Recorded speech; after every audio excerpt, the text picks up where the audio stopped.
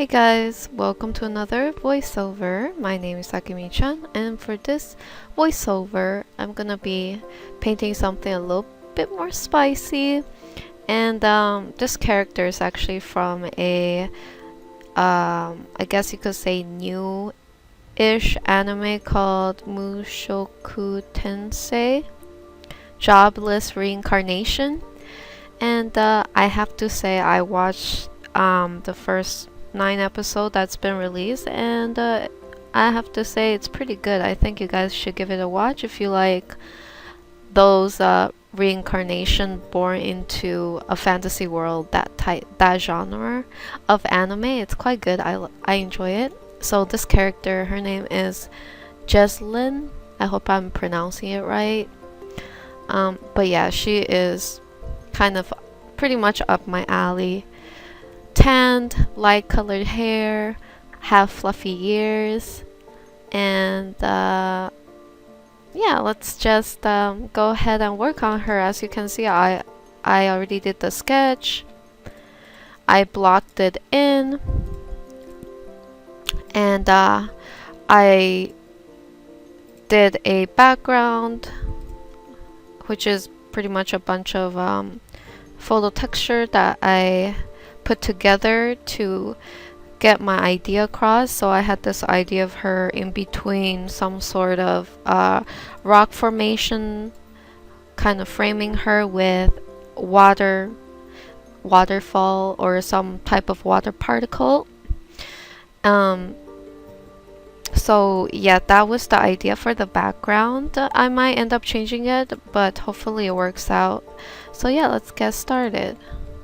So she is quite a toned character, so this is gonna be fun. I don't think I've ever done a toned or muscular female character in the voiceover. But yeah, let's get started. Her skin is slightly tanned, so we're gonna start off with a slightly darker skin tone. And I did kind of modify her outfit just a bit. Let me just go ahead and pull out a reference. I think I'm going to go ahead and grab a reference of her real quick. Grab it from Google. I'm just going to plop it down here. Actually put it underneath the layers. Guess I can put it here. And what else?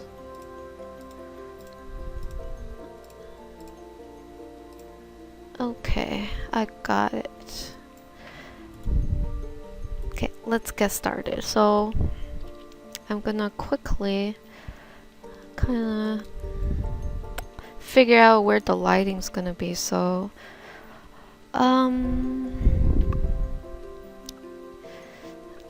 I think I'm gonna go ahead and have a bit of lighting coming from below first. I'm gonna go ahead and add a bit of yellowish tone because her skin is tan, so therefore it's leaning more towards orange/yellowish tone. And I will be adding a variety of other skin tones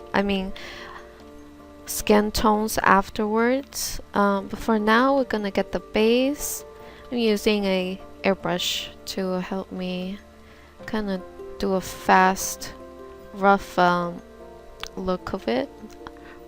Rough shading of it. Okay.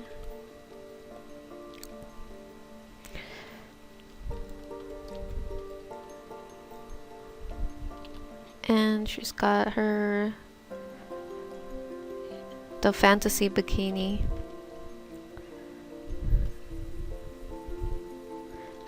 But this is the rough look for it. I might actually play around with the design afterwards, but just want to get the base for it.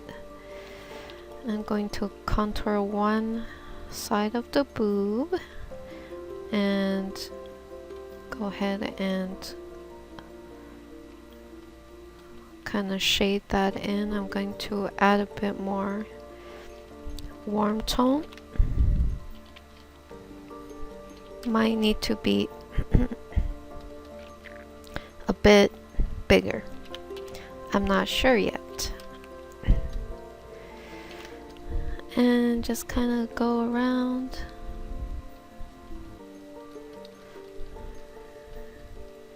And shading the body a bit. I think what I'm gonna do next is I'm going to let's go ahead and do this. So all of that area I would like to darken a bit more, just by a bit. And as for the hip right here, I would like to bring it out a bit more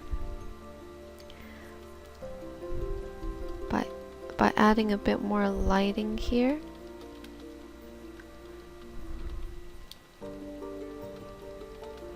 So make sure to get that and have a bit of lighting underneath that area. I think maybe this needs to be darker too, actually. Maybe not this dark. I'm gonna have to add a bit of lighting buffer in here so that it's not super dark. Even though she does have tan skin tone, doesn't mean that her skin needs to be too dark or too grayed out. So in order to balance out the lack of vividness or brightness, I add a bit more color to it. Okay.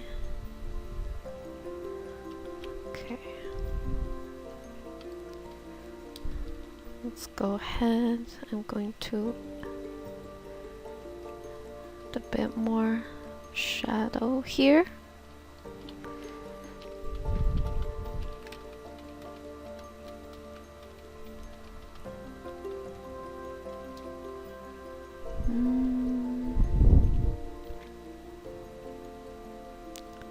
Let's see, maybe add a bit of highlight here.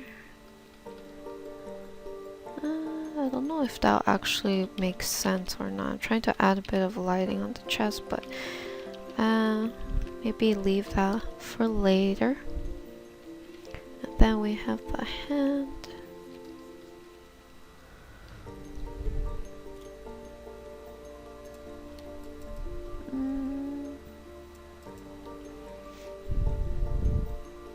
I wonder if I should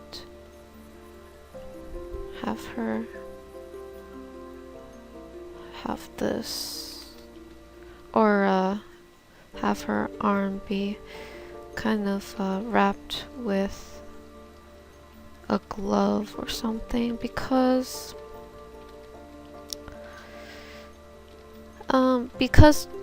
kind of to contour her design a bit. Contouring meaning adding a bit of I don't know, kind of framing her skin tone a little. That's why usually I like to give my female characters stockings or gloves like that, because it frames their skin tone nicely. So this might be why. I'm not sure if I will go with this or not. Let me go ahead and do her little tail. I actually wanted her tail to kind of be pressed against the walls and stuff, but I don't know if that's gonna be the case afterwards or not. So I'll just have this for now. Okay, jacket. Her jacket has fluff, followed by, I guess I'll be turning this fabric into leather again. I I actually prefer to paint leather jackets rather than the standard fabric jackets. That's usually what I lean towards, so because I like adding highlights and stuff like that. So yeah, right now I am shading the fluff real quick. I might actually use a bit of photo texture afterwards for the fluff. I can also do it manually. So this is gonna be a rough shading for that. Plus, I'm gonna use a bit of the background color to highlight the jacket, just because black fabric tend to kind of pick up surrounding lighting or shadow. So that's typically how I paint with that in mind.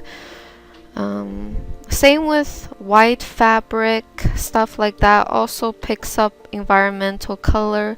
So the fur will probably pick up a bit of that, but not too much, since fur is not really a smooth surface.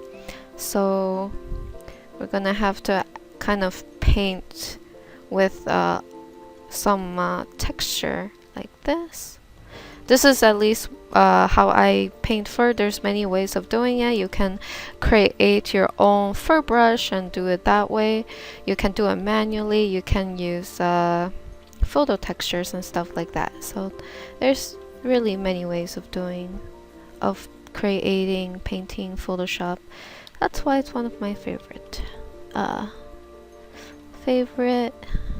programs. Anyways, onto this side. So using the airbrush hybrid, I believe I like to switch between airbrush in between with solid round brush.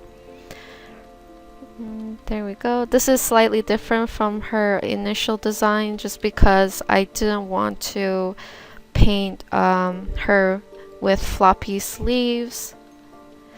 I don't know why, just kind of I dig the tight look. Let's just say I like the tightness that this type of look gives.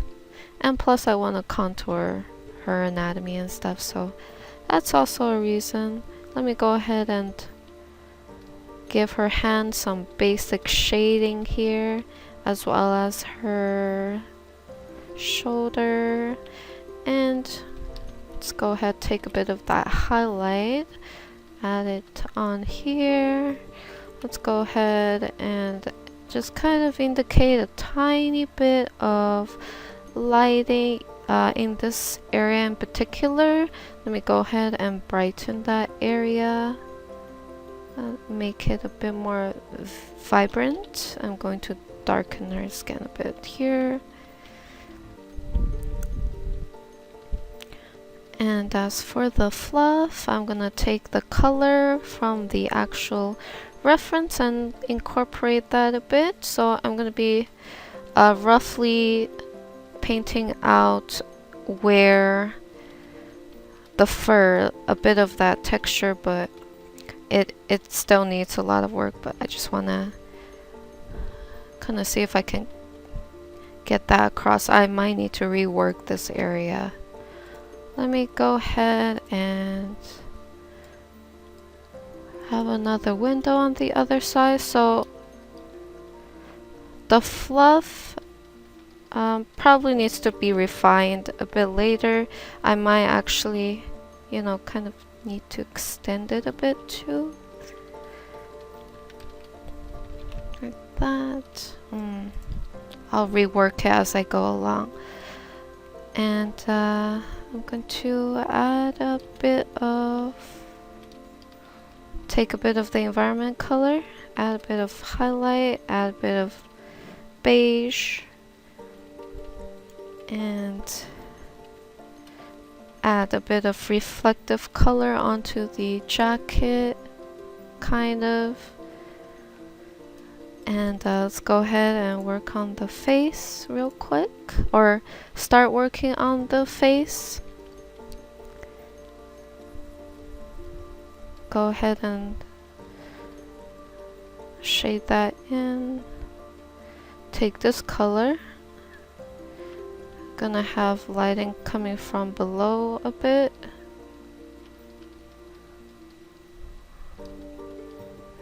She wears a mask or eye patch, something like that.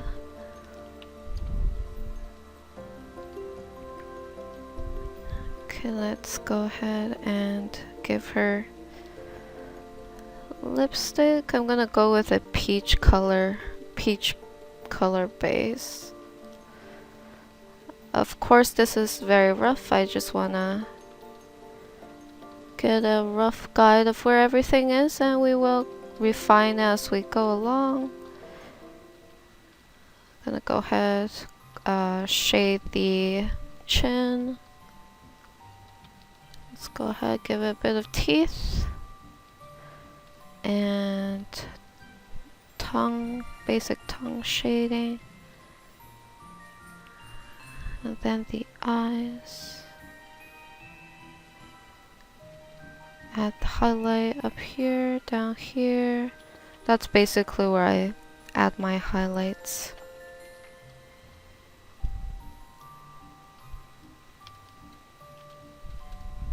And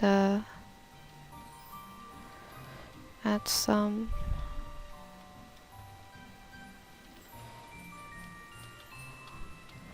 gradually blend that in. Okay, go to hair.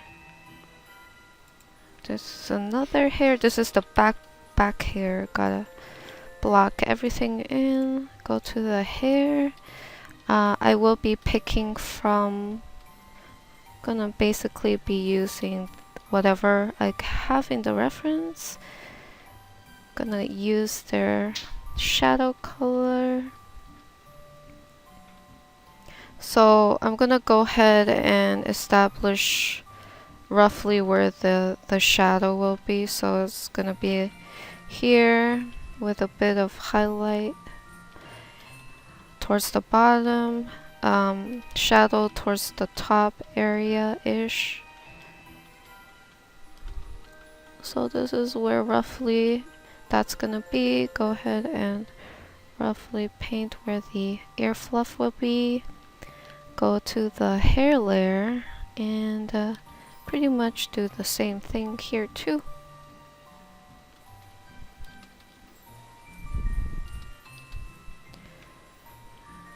Okay, and actually this time I'm just gonna use this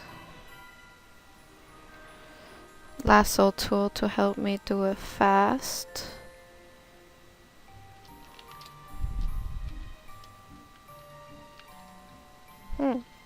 That looks pretty.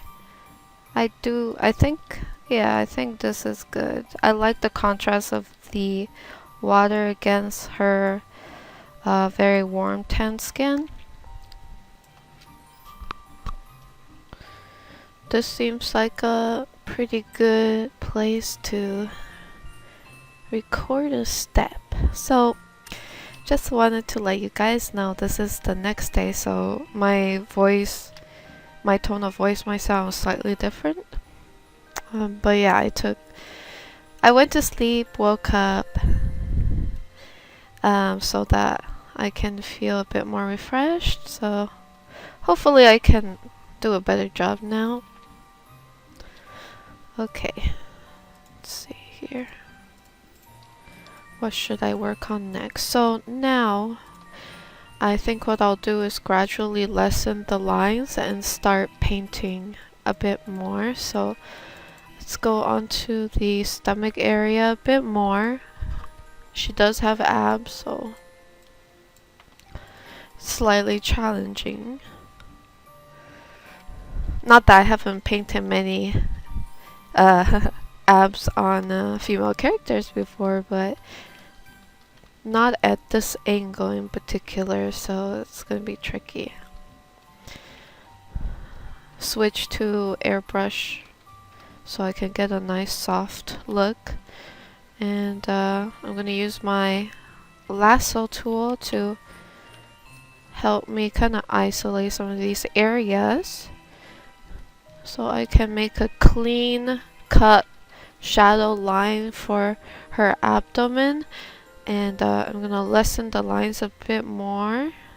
Actually, take off the lines because it was distracting a little bit, because I need to draw on the belly button properly.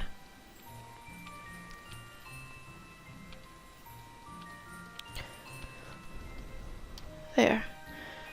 Of course, I'm gonna go ahead and use this color, carve out the underside of her rib cage here. And we have the abdomen muscle on this side. I'm gonna use this color, give it a bit of highlight, and then this side as well.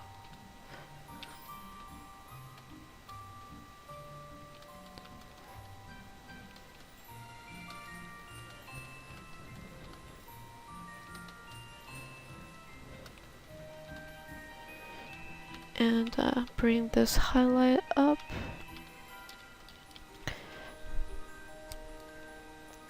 Take this color, put it under, carve out that hip bone now. So the hip bone's probably gonna be here. So I wanted to correct myself when I said there was 9 episodes last time.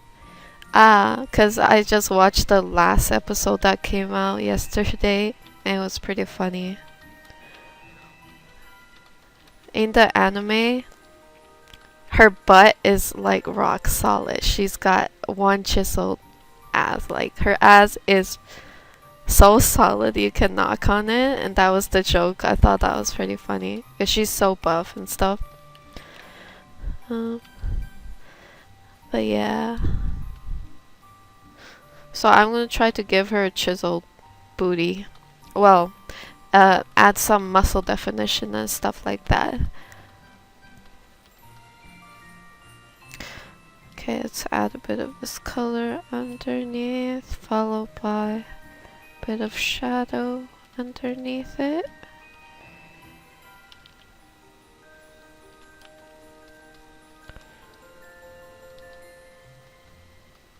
There. And I'm going to gradually blend the side in. Actually, the belly button might need to be a bit higher. I think maybe up here. After I do that, of course, adjust the lighting of it to make it fit the rest of the body. And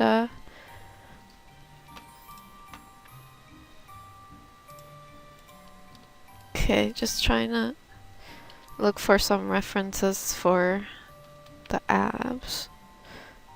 So I think what I'll do is, let's go ahead and merge down what we have, and I'm gonna try something out here. Let's try, instead of highlight, we'll go with a bit of shadow.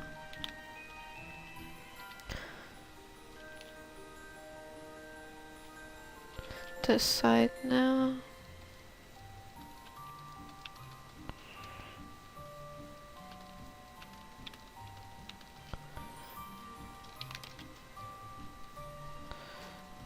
So we get the belly button. Oh, I have to be a bit higher again. Bring it up.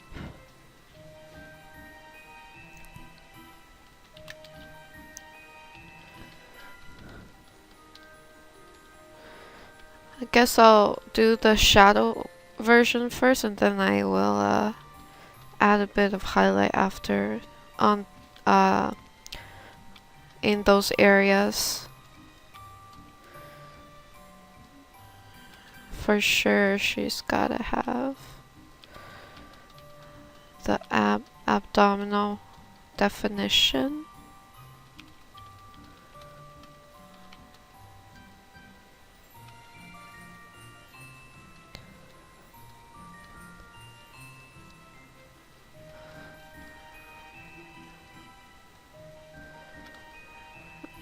go ahead and add the rib cage in a bit more. Get some of the rib cage highlight under.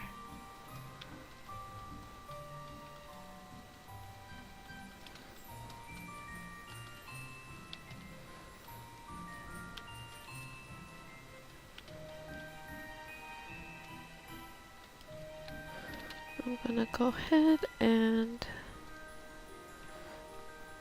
add a bit more shadow.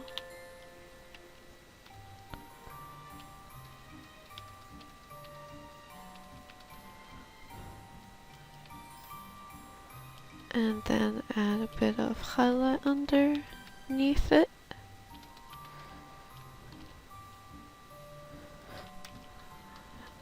Contour this part.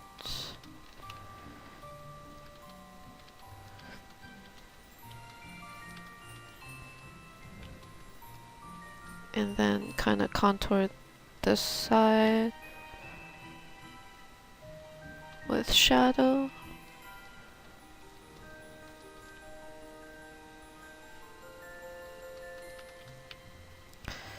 Okay. Now I'm pretty much just trying to figure out how to properly contour her body, but still kind of make it defined, her muscles defined, I mean, because that's probably the most important part of the character, look-wise, because her look is just strong and muscular, so I gotta get that part right. I'm going to add a bit of shadow here. Add a bit of highlight here.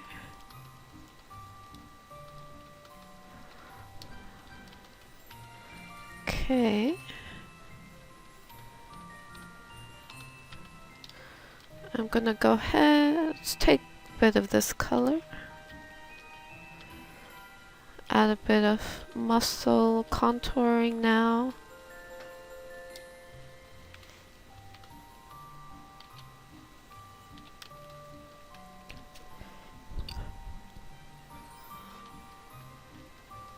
Add a bit more shadow to some of these areas. Let's see here. Okay, and the leg too. Oh, hold on. Let me just trim down the silhouette a bit. Bulk this part up.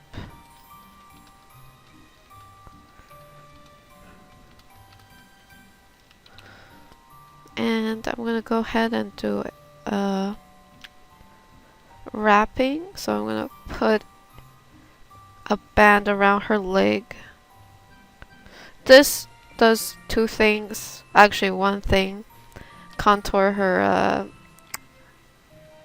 her leg a bit, or framing it so that there's some detail, and plus I was planning to give her like leg wrapping, stocking, and also it helps to convey how her leg is kind of going.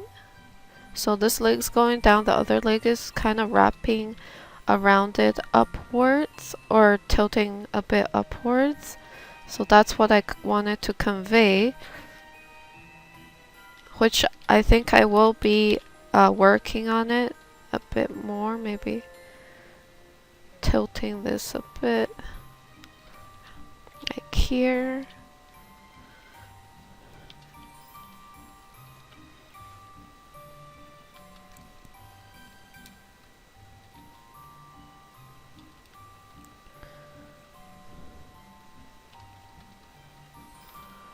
Like that. Okay, so this is what I have for now. feel like her butt could be bigger. Copy paste. Just going to bring it out a bit more.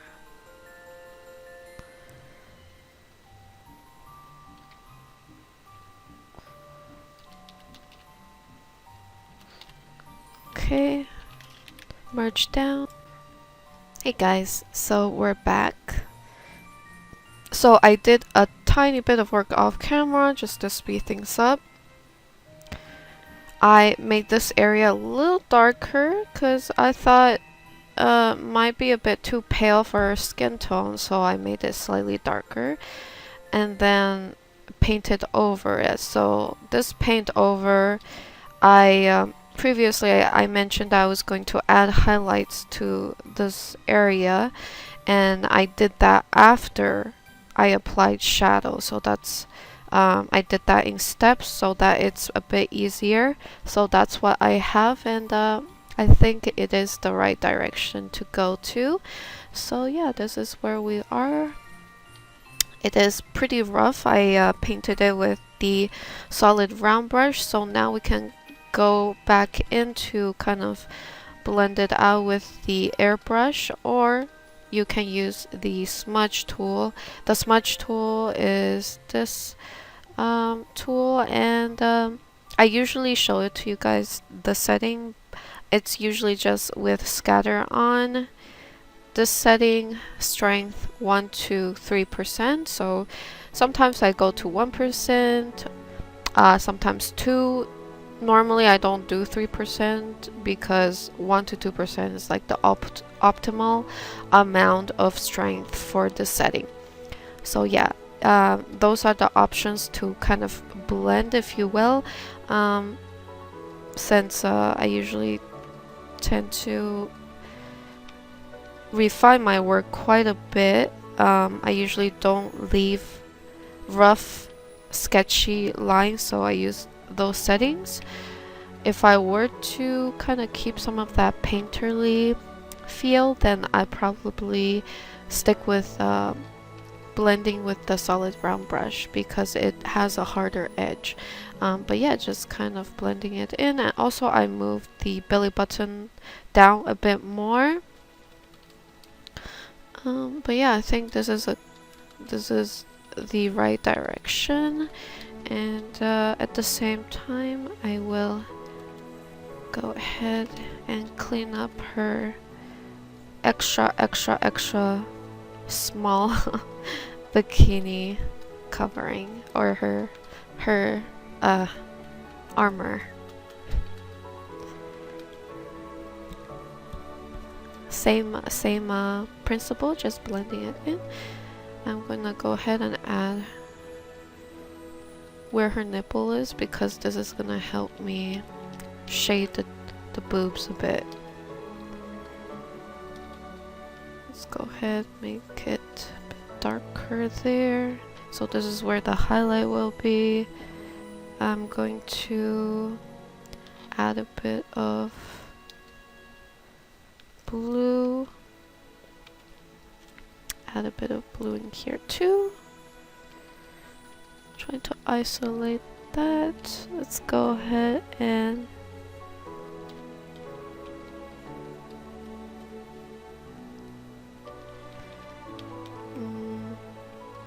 add a bit of tightness to this.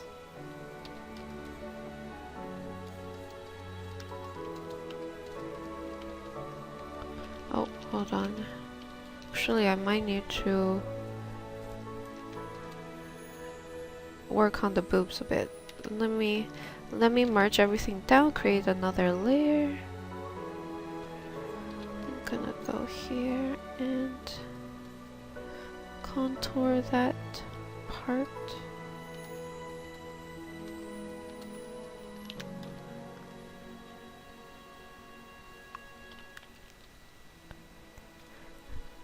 Just going to darken this up a bit.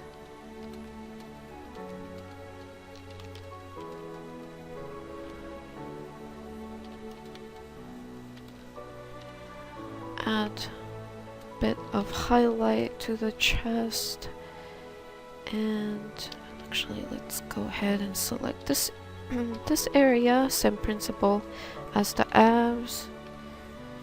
Gonna have the highlight on that side and towards the bottom too, actually.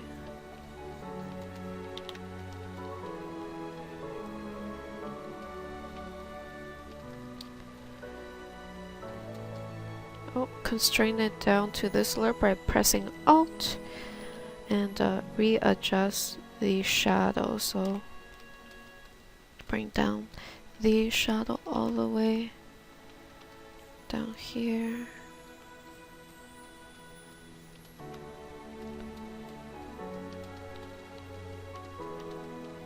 There we go. I'm gonna go ahead and line it.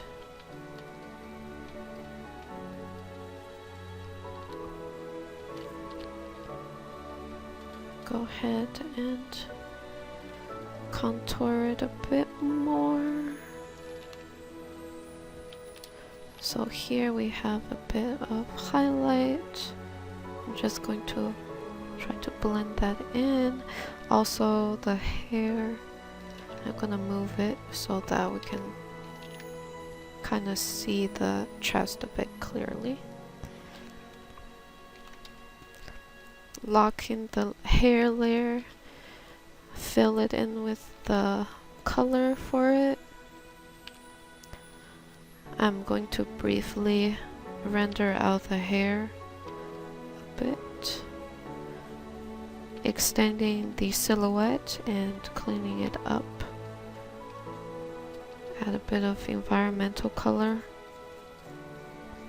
to the hair. Back to the chest part.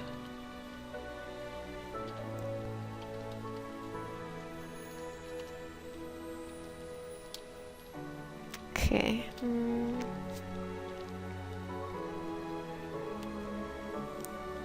Merge down. I'm going to go into liquefy. 900 size. I'm going to see how it will look if I just lower it a bit. Like that.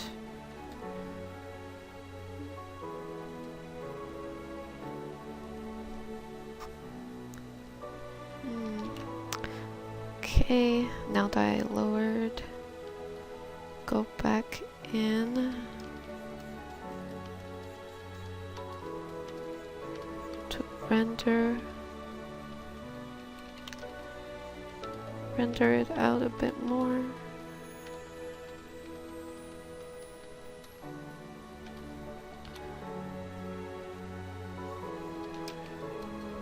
Highlight that.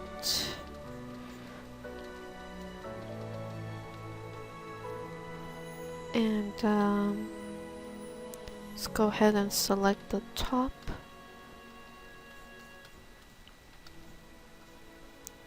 Add some more shadow.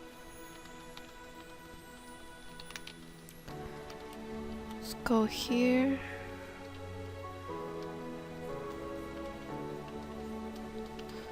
I'm going to contour this area with shadow first again. Instead of highlight, I think what I'll do is just paint all the shadow in first, and then I'll do the highlights afterwards. From the highlights from the intense lighting, not the just the normal highlight that occurs. I think that might be better.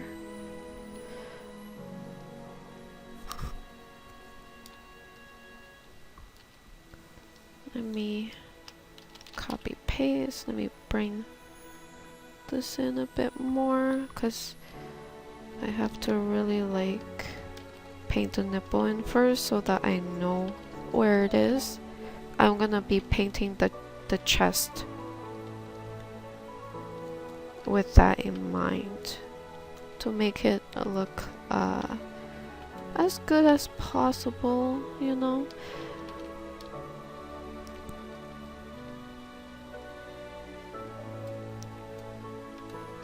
And go ahead and render out that out. Okay, merge down, copy paste. I'm gonna darken the upper area a bit.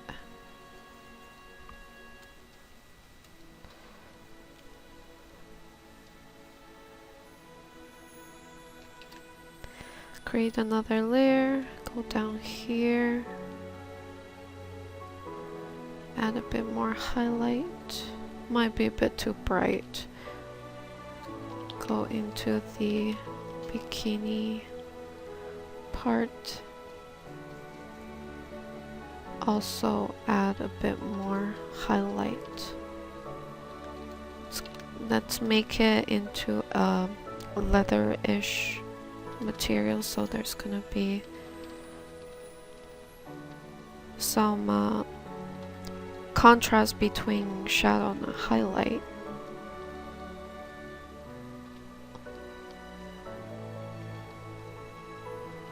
And then gonna go back and add in the contour for that material.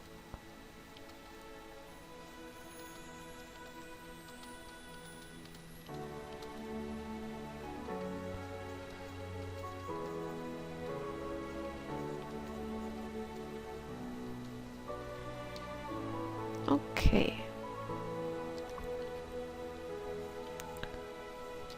Go back in. Continue to refine the highlight, because definitely not done yet. Go back in here. Add back in a bit of shadow.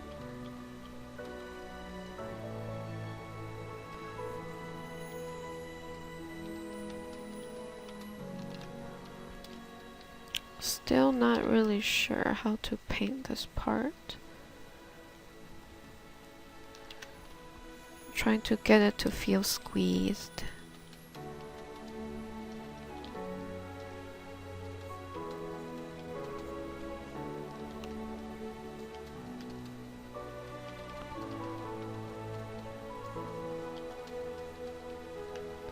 Let's go ahead and add a bit of highlight there.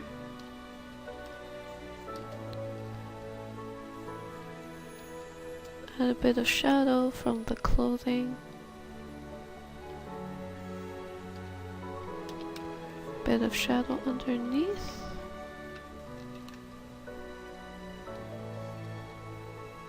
Might be a bit too dark.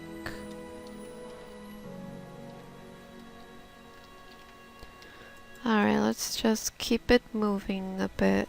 Don't want to stay too focused on that part. Go into the arm layer. Let's go ahead and paint this part.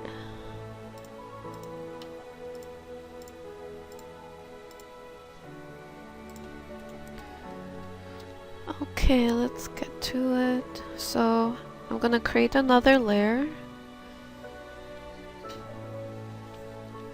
Okay. And kind of work on this part.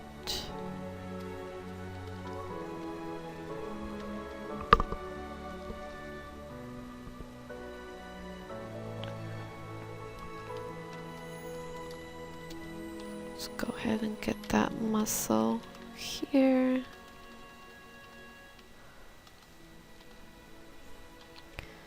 And hold on. and remove this part.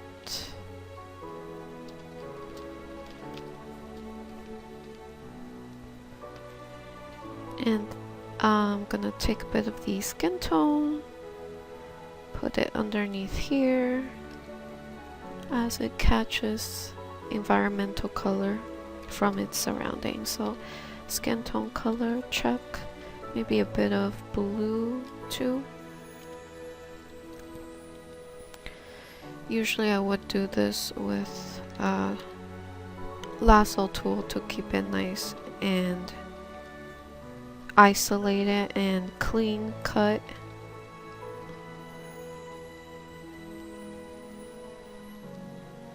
Add a bit of highlight. And then add a bit of highlight onto this side.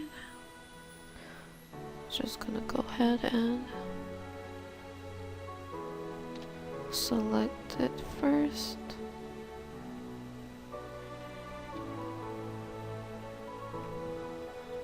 Add a bit of highlight on one side and the other side.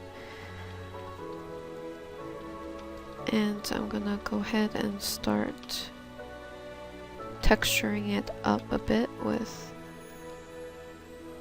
lines.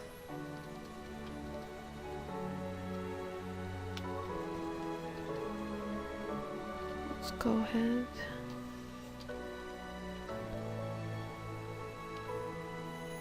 Do that.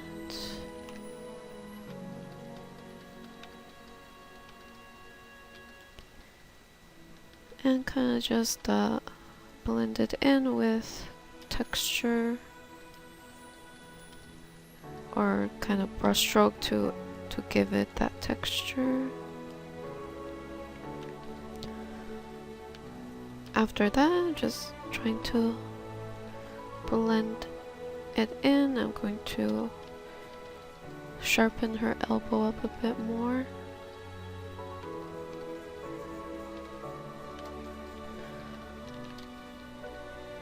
Okay, now that I have done that,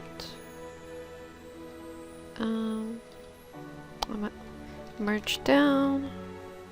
I'm kind of curious how it would look if, let me go into liquify, if I made the fur kind of tilt this way a bit.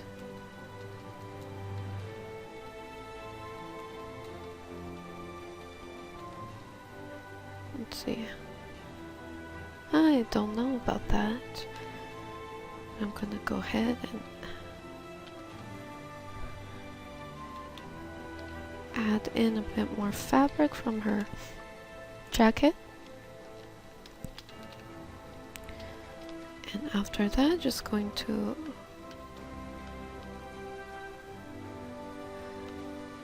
kind of repaint this part. Actually,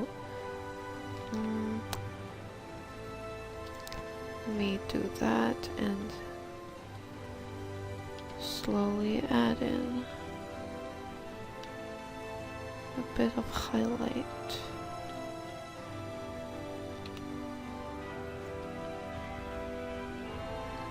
A bit of highlight and put back some of the shadow. Let's see if this will work.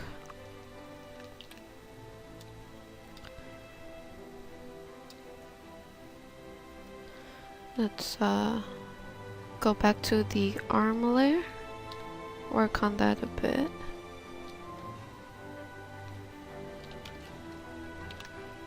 I'm just kind of paint over the fur for a bit for now, because I'll be painting back the fur later. For now, I'm trying to get the arm done.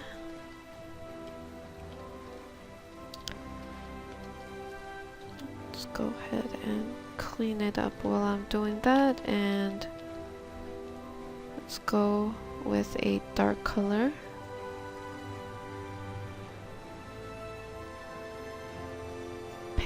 the fingers.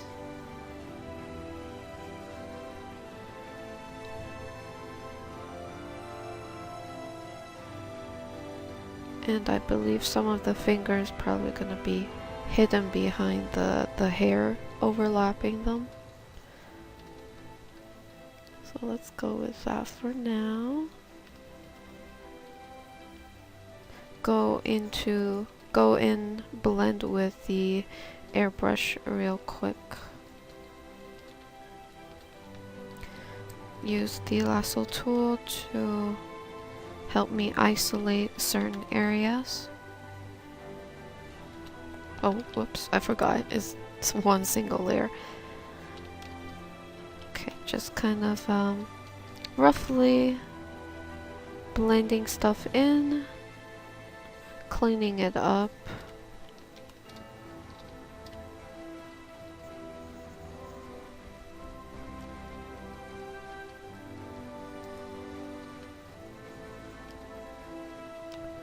Let's go ahead, take that.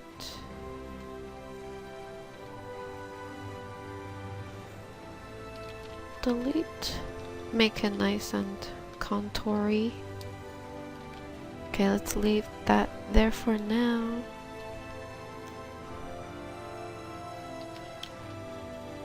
Adjust the silhouette of the arm. Oh, hold on.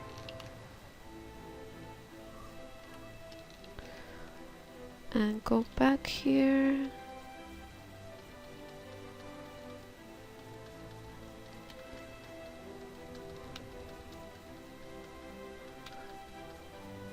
Paint back some of the fluff from the fur.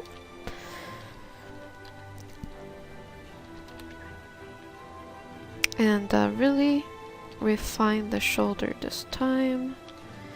Going in to clean it up mostly, trying to get it nice and blocked in and refined, and then go back in with the fluff to refine the fluff, because it is it's more efficient working this way, where work on elements that is under all the other elements first and then paint over and then kind of work that way. I don't know if I explained it correctly. It sounds kind of confusing. Let me go ahead and add some shadow here. So painting fur, I'm layering it on bit by bit, doing this type of textured work. Just tiny brush strokes, or short brush strokes, I mean. And layering it on bit by bit with a bigger brush, and then gradually work my way towards smaller brushes doing this.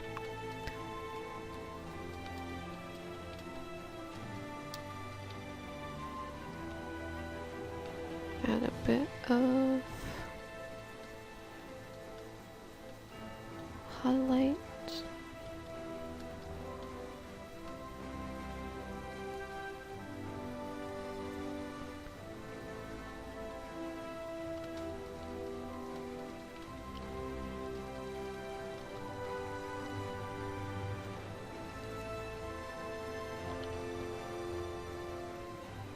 Let's go ahead and add a bit more highlight here.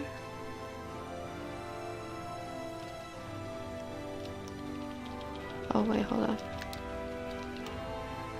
This fur should be extended a bit more towards here instead of over there. And here is where we get a bit more fabric. Yeah, I think that makes a bit.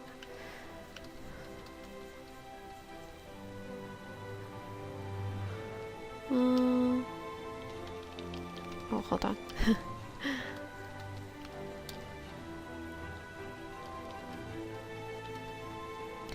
Okay, I guess kind of like that.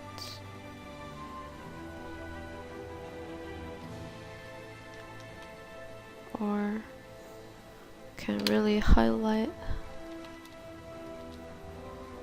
really contour the silhouette of the character here.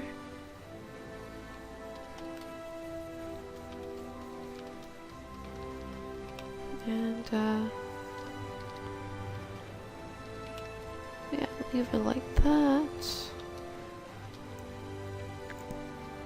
But still, I'm gonna try to add a bit more fluff overall, or increase the fur silhouette. Right now, it's lacking in it a bit towards this area. Let's go ahead and add that in. But I still want to keep most of the highlights on this area, this part in particular. I'm going to increase the lighting. Let's go here, play around with the dials. Lower the opacity just a bit.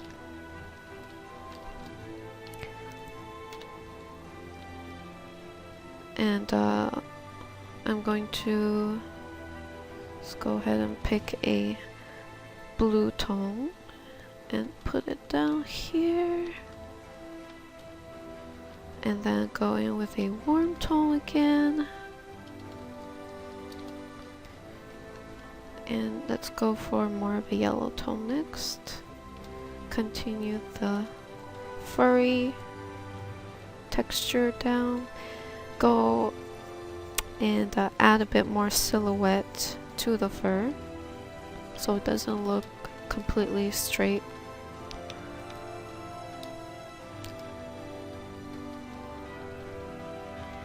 And yeah, that's pretty much for the fur, at least.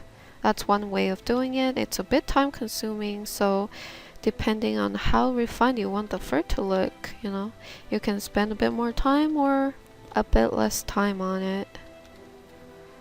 Because it does take time to kind of do these small little details. Okay, so onto the clothing. This is where the intense highlight is, so I'm going to go ahead and add a very high contrast here with shadow and highlight.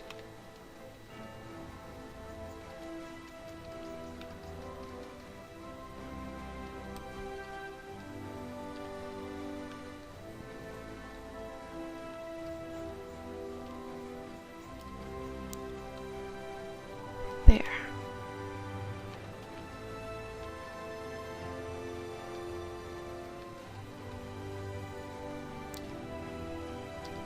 Okay, let me clean this up a bit. I wonder if I can add like a tiny bit of like that. Nah, I don't. Actually, nah, let's leave it like that. I think there's a better way of laying this down, maybe. Maybe if I did this instead. I'm just trying to figure out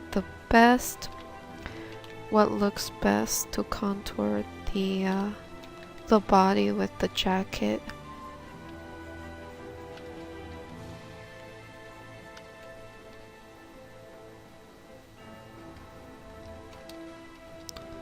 Go back here, copy paste.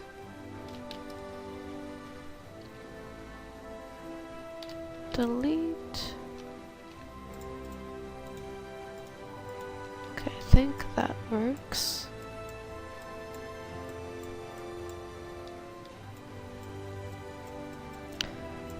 Okay, next, let's see. Next we can work on. Let's work on the face or the hair next. Bring back the lines. Or lower it a bit. Go zoom in a bit. She has red eyes. keep that in mind while I paint this. I'm still not sure if I think I'll try to go for more of a anime style for this piece.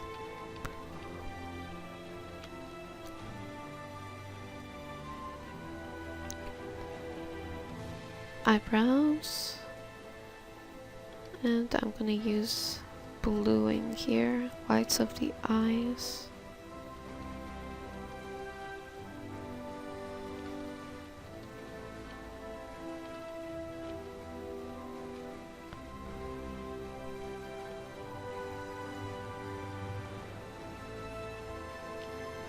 Add a bit of shadow.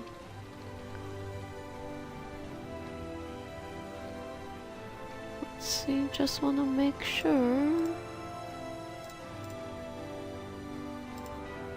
Yep, red eyes. Oh wait, I have a reference right here. Yeah. Okie dokie. Okay. And her eyebrows are slightly, well, her hair color, so gotta put that in too. Let's go ahead, use a reddish tone, just fill in the eyes. Trying to figure out where to place where she's looking at and stuff.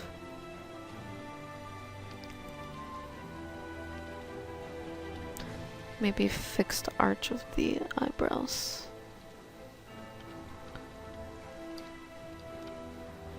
Add a bit of... Maybe I have her looking... Nope.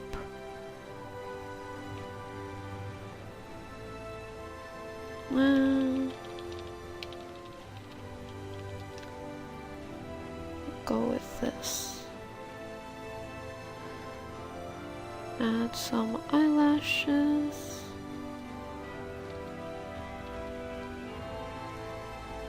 Gonna roughly paint out the nose as well as the lips. Let's go in with a darker tone for the lips so I can contour it.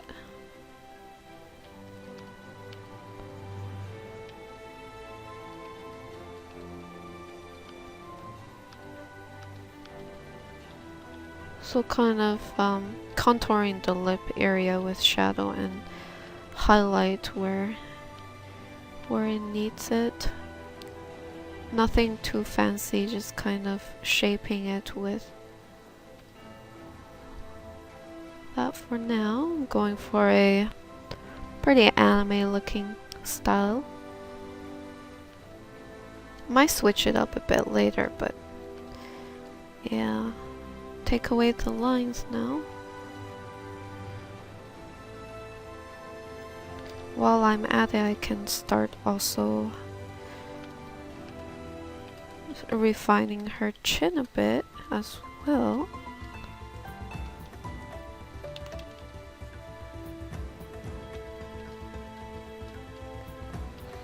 Get that nose, and she does have the headband or blindfold.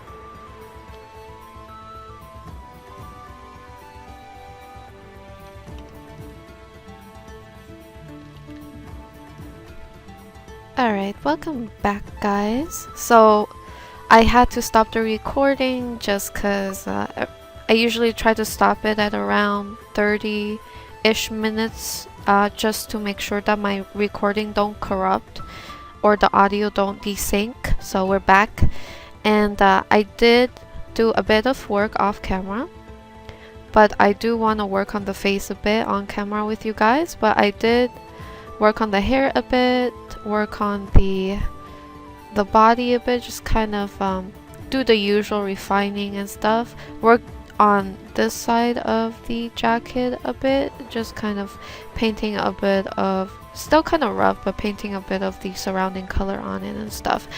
So yeah, let's continue with the face. Actually, before we work on the face, let's work on the hair a bit. So I have the reference right there so I can have a accurate look of how her hair really is, so that I can make her look as close as possible to the anime version. At least try to. I can, you know, render it out with a more realistic style, but gotta keep her essence, or her hair essence. Hairstyle is a pretty good way of painting characters in your style, but still make the character recognizable.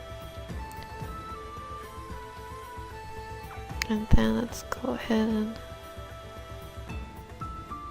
do this. Just gonna darken her little, her cute little fluffy ears.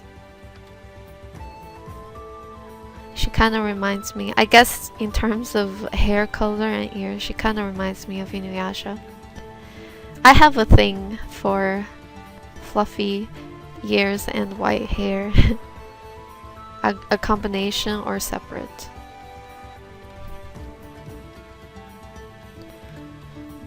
Okay, let me go ahead and restrict that area.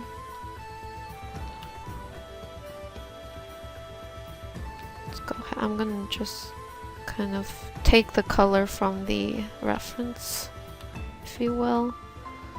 Let me go ahead, darken this up a bit. Take this color, actually. Yeah, take that color, bring it down a bit.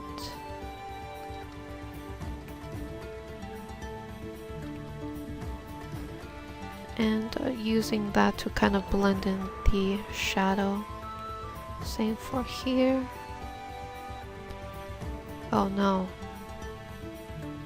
Alright guys, so sadly my Photoshop crashed, so yeah, I'm going to redo what I did off camera and I will bring you guys back. Alright, we're back. So I tried to kind of catch up to where I was before my Photoshop crashed, so it's slightly different, but yeah, let's take it from here now. Okay, I'm going to zoom in here. I'll just be going through the ear area and try to blend it in as much as I can. Let's go ahead and add a bit of silhouette. Add a bit of warm tone under on the bottom of the fluff. Back to the hair. I think what I'll do is slowly refine this area.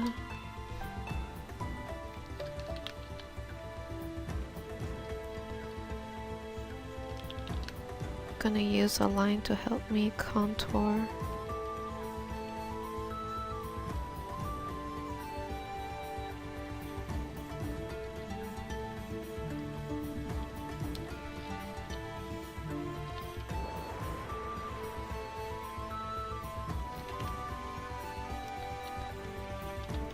Let's go ahead and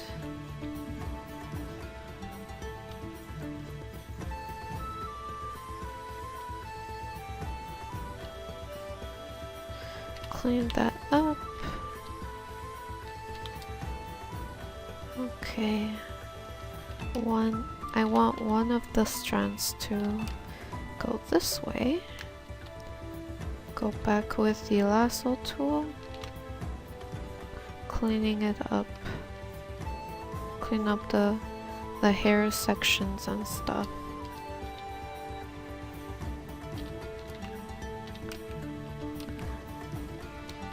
Okay, let's see. Let's go ahead, use the lasso tool, isolate that area, and add a bit of shadow here.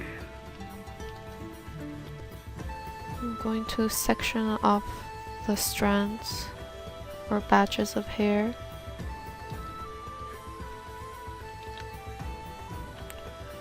I'm going to add some more shadow here. Have one strand come out like this.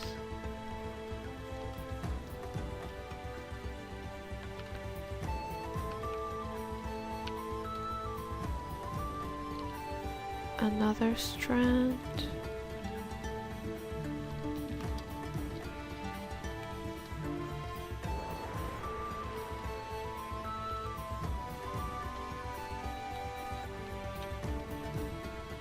There we go.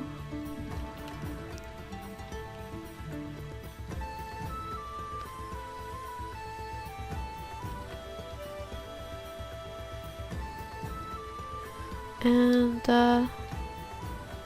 let me keep doing that.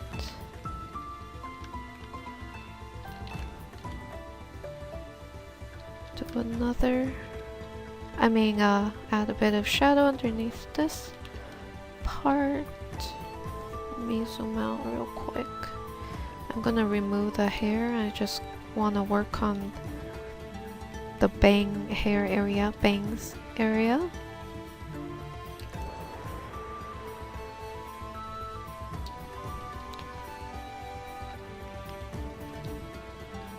Okay. I'm going to flip the image and continue painting. Let me go back to the face real quick.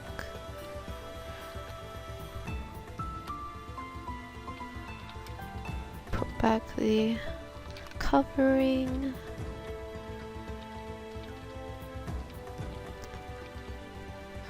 And refine the face a bit. Go back to hair.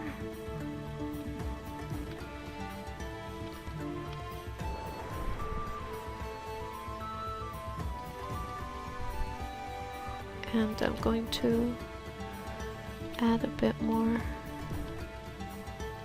bangs hanging off the face here.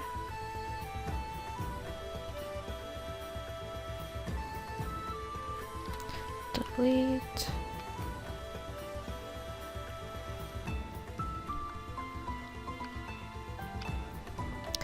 And I'm gonna think about what I'm gonna do next. Probably copy paste. I'm going to darken it slightly. Erase the bottom area. Let's go ahead. I'm gonna use a highlight color that is light shade of gray yellow. Use that as a highlight in the shadow, in the shade of the hair.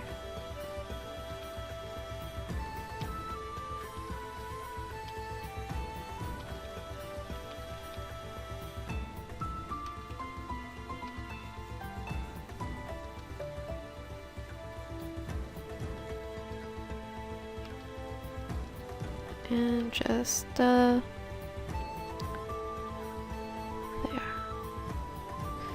Pretty much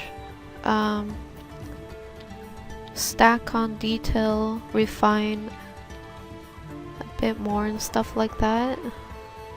I'm gonna go up to the top of the head, zoom in here,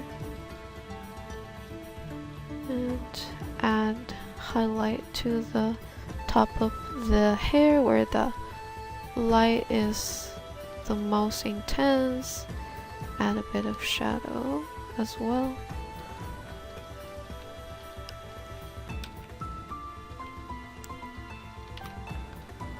There we go.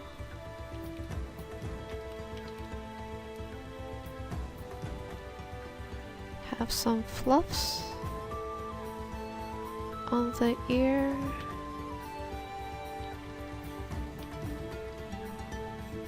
Same for here.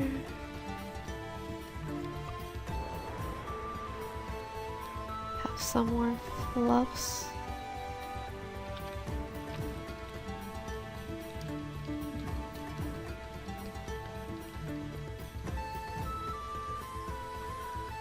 I'm gradually adding a bit more color into the highlights of the ear, using a bit of that highlight to kind of soften up the overall look of the ear. Let me go ahead and add a tiny bit of beige color or some sort of ear fleshy color into the ear. Back to here. I'm gonna select that area and then highlight it up, blend it in. Let's go ahead and put a bit of the fluff on the other side sticking out. Highlight and then highlight underneath. So now we have the fluff covered. I'm gonna go ahead and start. Hold on. Start selecting that area and brighten it. Adding some highlight in that area just to contour the ear shape and stuff. After I'm done that, go in with a fleshy tone for the inner ear area. That's gonna be the first pass. I might change that later, but we shall see. This is just to start out and to block in the main shape and stuff like that. I mean, yeah, the main color, shadow color, highlight of the character. Merge down. Before, after. It's slightly more vibrant. Let's go ahead, extend this highlight all the way throughout, all around the character.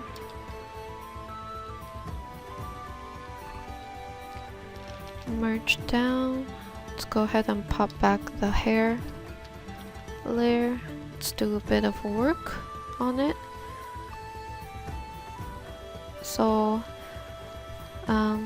right now I am just using a smaller brush to create some hair textures, but I'm kind of converging it to her hand here because I want to make her hand feel like it is holding a bit of the hair back. Go back to the hair, that layer. I'm gonna go here and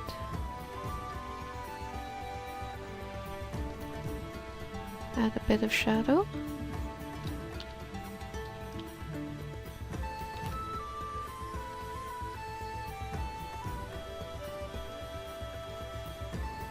Let's add that.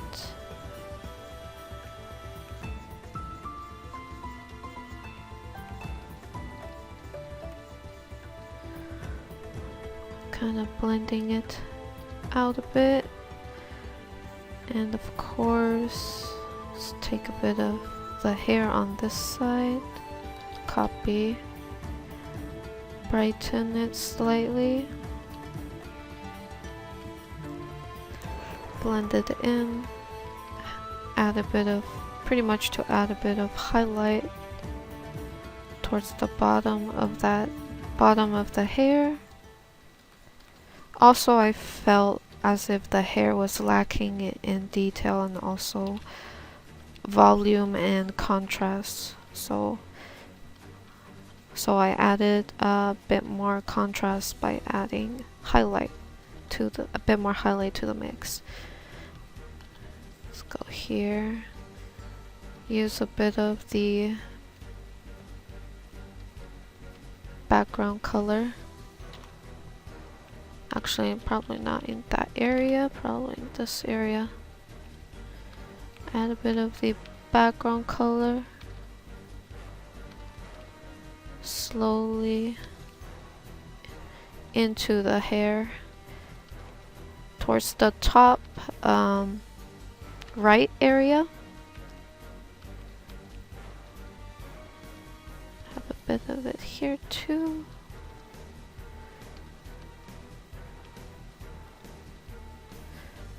Let's go ahead, do that.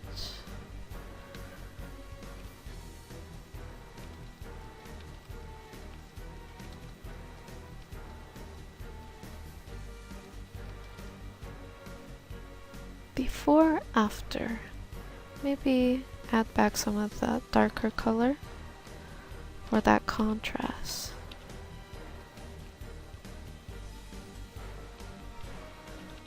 I'm going to add a bit of shadow here and around here too. Let's go ahead and line that up. Add a bit of highlight here so it will stand out, the hair strand I mean. Go back, do it again. Before, after. It's not too drastic of a change, but just have to keep kind of adding layer on the highlight slash shadow, and eventually it will start looking a bit more detailed and stuff. So yeah, that's what I'm slowly trying to do with the hair. Okay, let's merge down now. Okay, let me go ahead, make the ears slightly darker. Let me add a bit of warm toning here and then a bit of cool tone as well on top.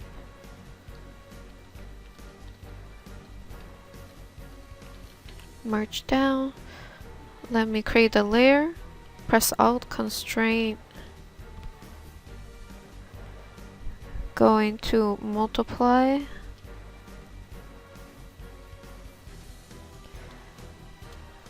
Going to multiply so I can somewhat add a bit of contrast. You can experiment by using different color for the shadow to see what gives the best result. Okay, let me erase this part as well as inside the ear.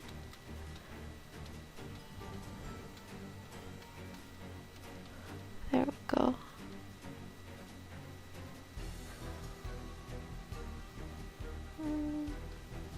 Just a bit, just a small section of it. I want it to be a little darker. And now work on this area. Copy paste, going to hue saturation, brighten it up a bit. I want this part of the hair to be a bit brighter.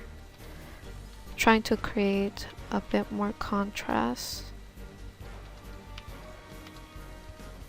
Okay.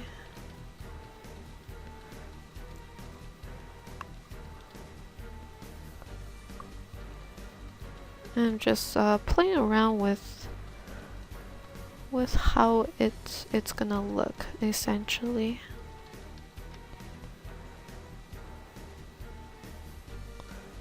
Let me rotate it back and have a look here.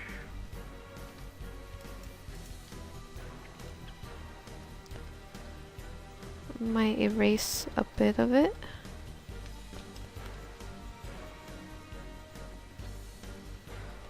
And let's go ahead, remove that part, but add it for this part. Delete.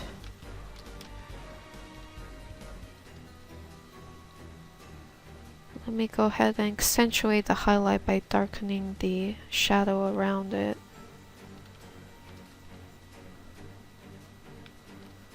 Like that. I'm gonna go ahead and do add a bit of contrast here. Toggle on and off. I just wanna get a feel of how it's looking and stuff. Merge down. Go into the face layer.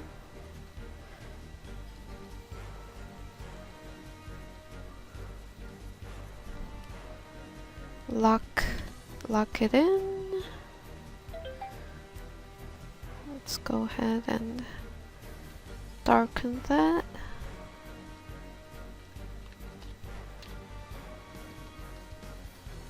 And in general, kind of just add a bit of shadow underneath the hair.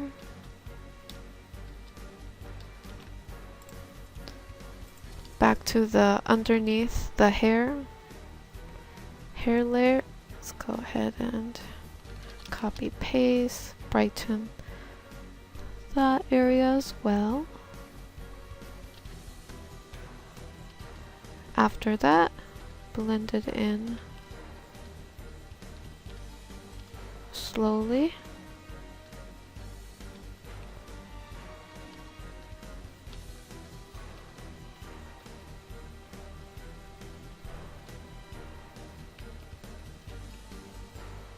Kind of gradually blend the shading, the highlight in with the shadow with the airbrush. Like that.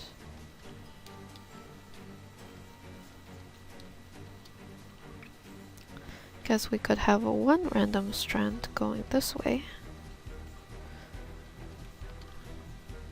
to break up the general flow and to make the hair look a little more organic, I guess you could say, since we're breaking up the flow of the hair a bit.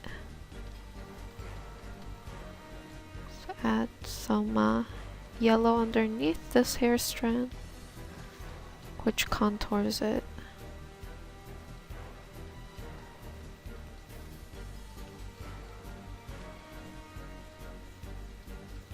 There. And we shall continue to render the hair at the tip here. Her hair is pretty rigid looking, so we gotta make sure we do that as well with the hair rendering. Keep it nice and gelled up.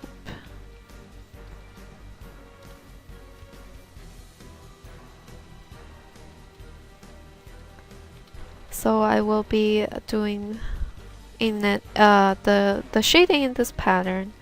Highlight on the top, shadow, and then highlight again towards the bottom area of the hair. And this is a pretty kind of automatic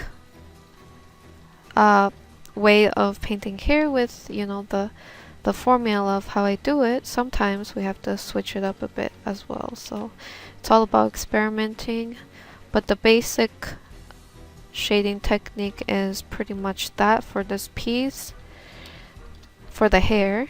And other than that, I play around with the shading afterwards, after I finish each hair strand or each batch of hair with that formula there.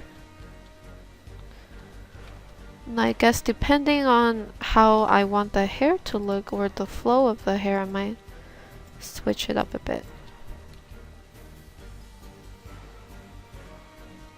Maybe I'll take this,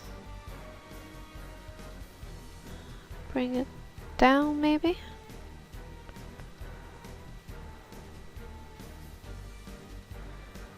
Bring it down a bit.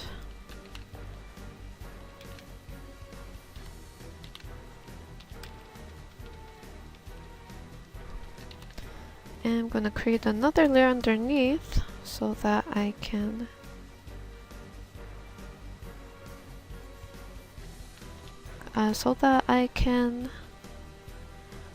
add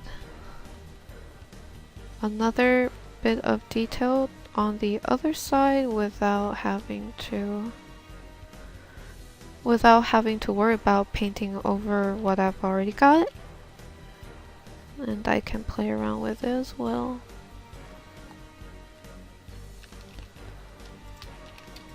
Okay, auto contrast. Ooh, auto contrast quite a bit, didn't it?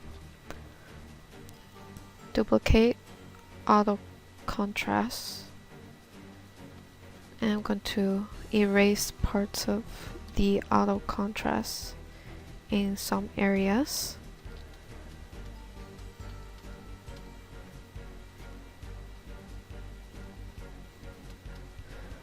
And going here,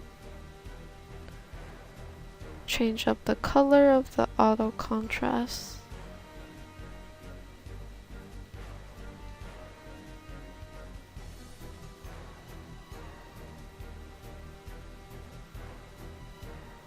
Lower opacity, delete,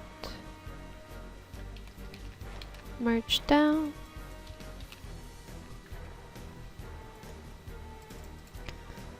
I think that's a pretty good progress for the hair. Before, after.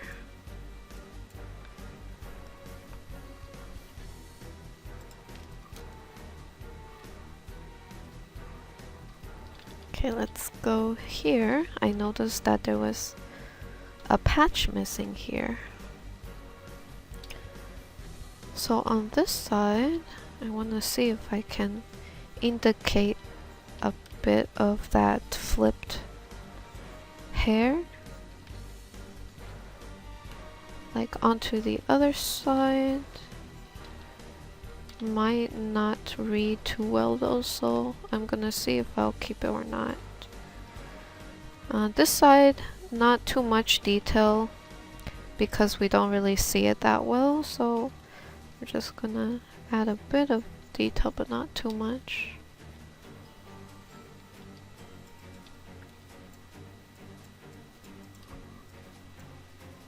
And then go into the tail real quick.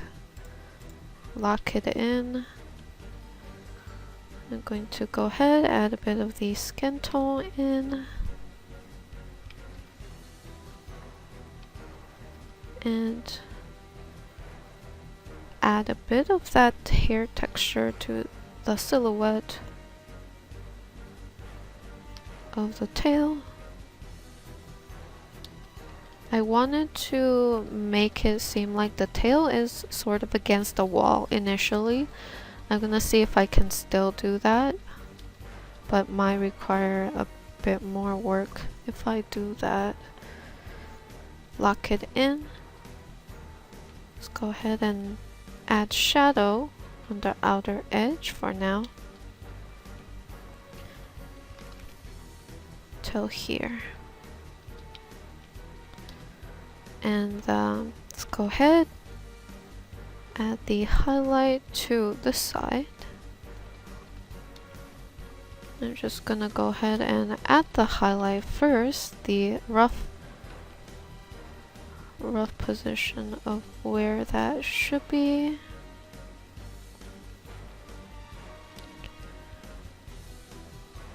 And then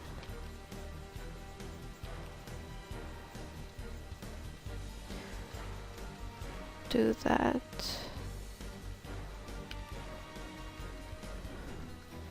And then add the texture. I forgot to mention that, but yes, add the texture, lock it in, add a bit more shadow on this side, add a bit of highlight on this side.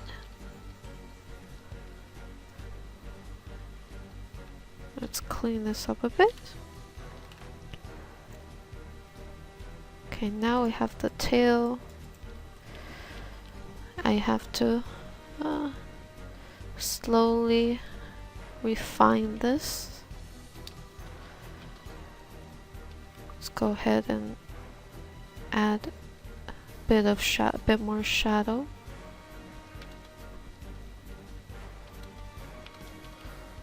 Like that. Especially dark around this area.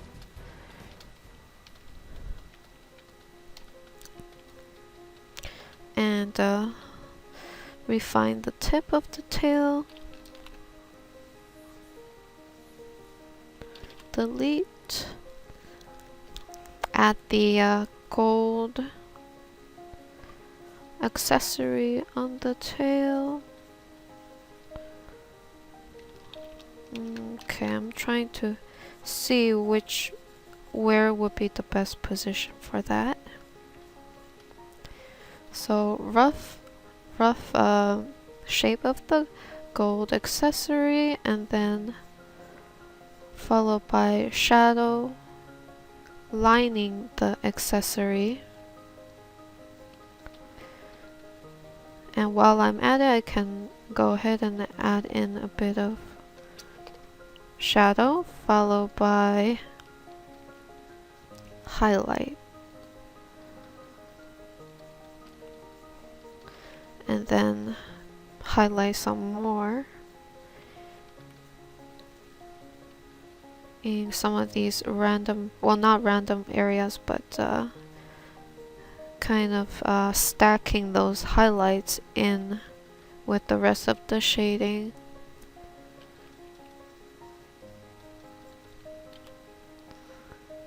This is a rough render of it, so you can either choose to leave it or spend a bit more time on it, but that's the gist of how I render gold or other shiny materials like this.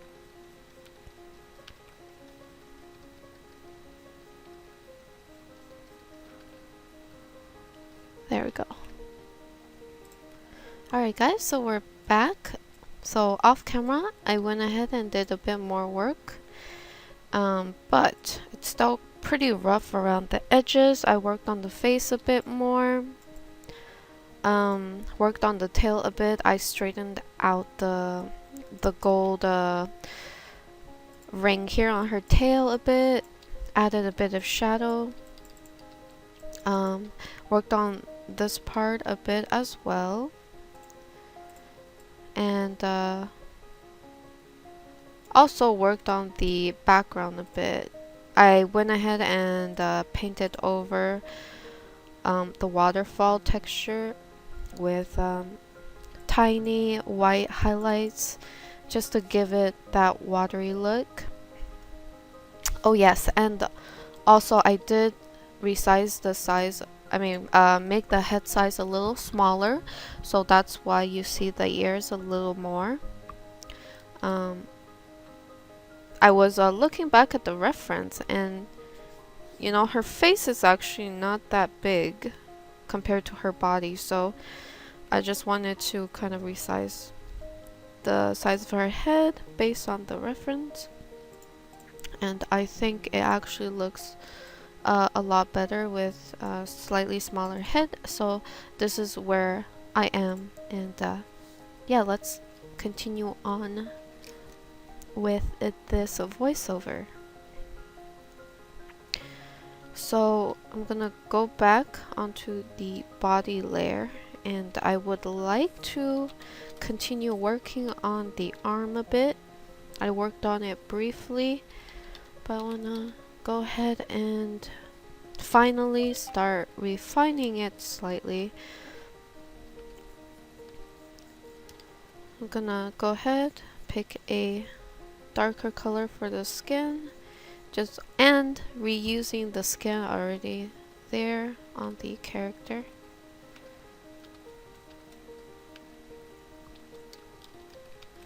So let's go ahead and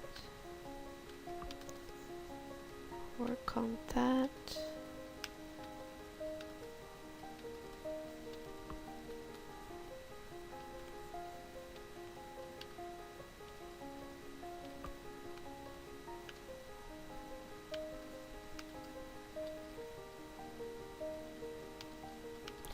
just kind of giving the arm wrap a bit of wrinkling.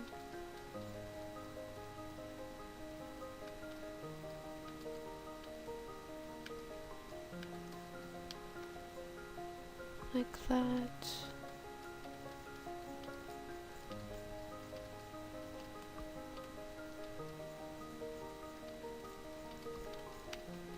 There we go. So now that I've done that, as you can see, it's excuse me, it's not as shiny as what I had rendered for the other arm. Now I will go in and start adding a bit of that glossy look. Gonna select those area, then using the airbrush, highlight it a bit. Actually, nope. I don't think I have that side selected very well.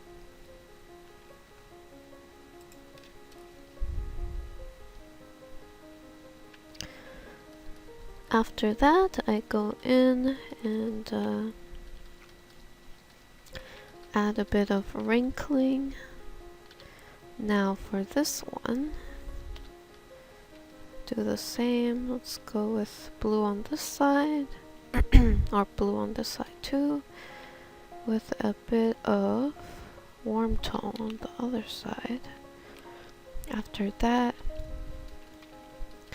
go in, add a bit of texture to it, slash wrinkles and stuff.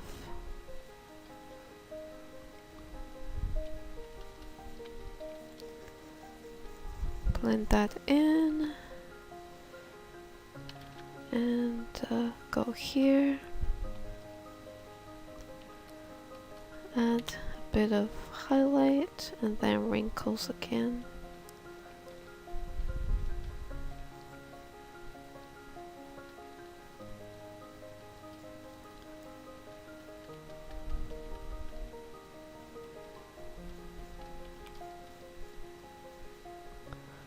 And blend it in kind of like that. I'm leaving this area a bit sharper just to give it that more shiny look. Probably gonna go ahead and do that here too.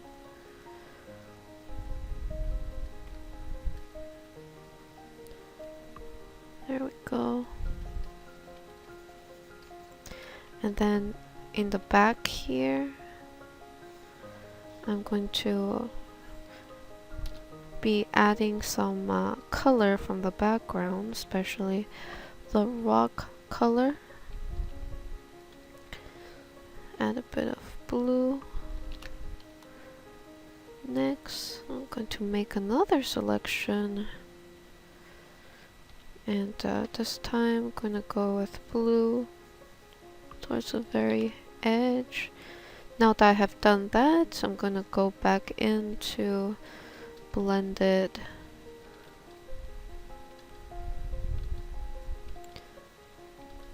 and just kind of just keep doing that.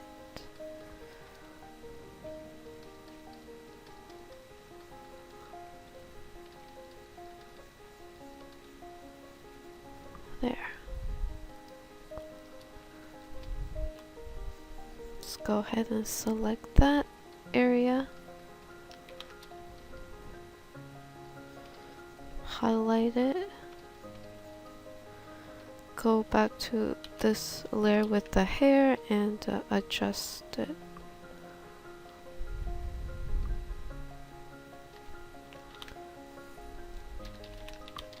Same with this side. I'm going to adjust where I place the hair.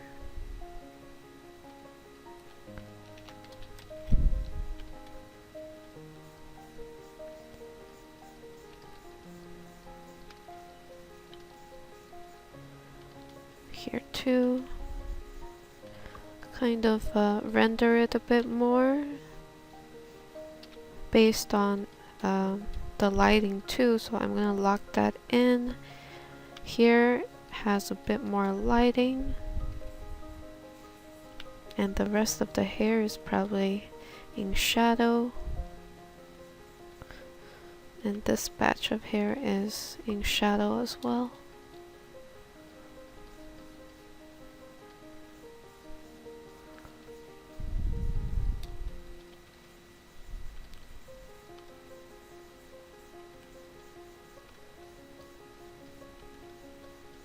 There. Probably add a bit more detail. Go back to the arm and just going to kind of render the arm out a bit.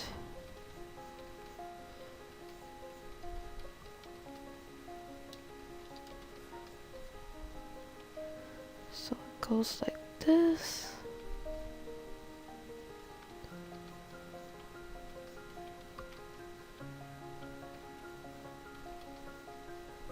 There. And then after, let's clean that up a bit. Go back here, copy, paste, warp, just fixing the placement of that. Merge down after I'm good. Go back, actually go to the chest part. And let's go ahead and add the detail now, the strap detail.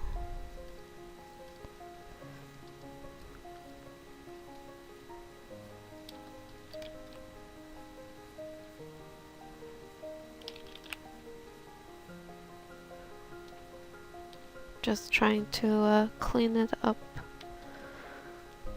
Add a bit of shading.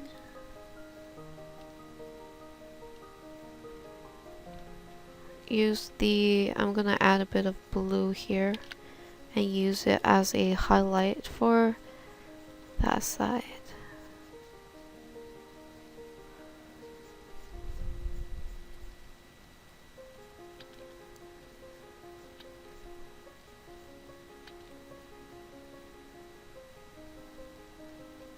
There.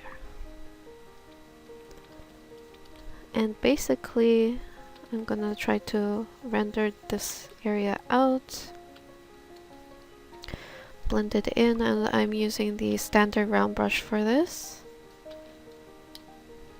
Let's use a bit of this too. Add the shadow in.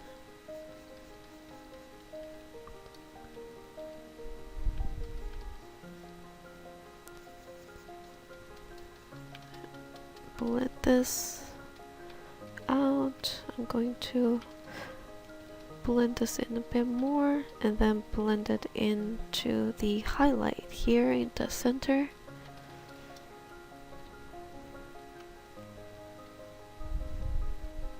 Zoom in so that I can have a proper view of this.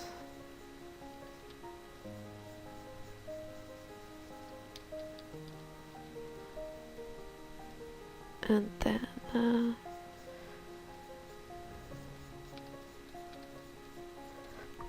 darken that. Continue to shade this part.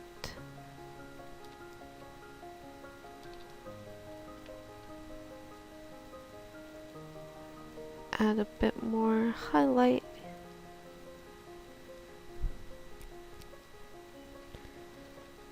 Like that.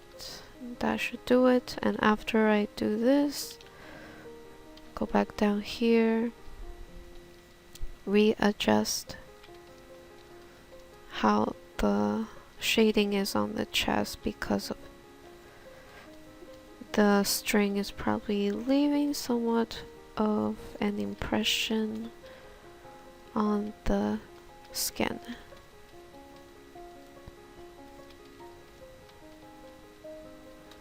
So I'm just adjusting that.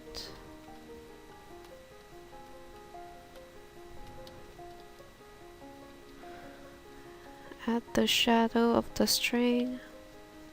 onto the chest.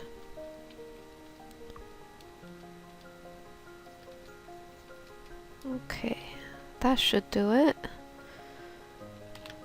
Merge down.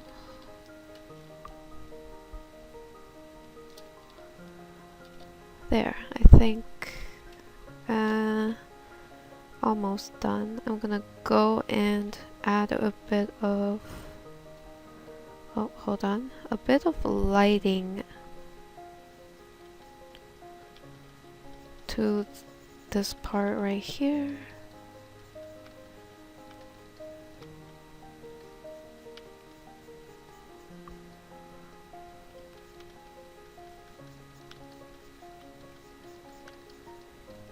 Let's go ahead, add a slightly warmer tone in here.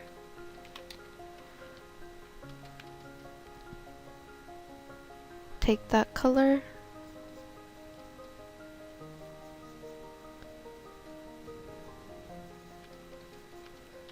and kind of contour the nipple a bit, which is important because this actually helps make that part a little more like where is it pointed towards and stuff.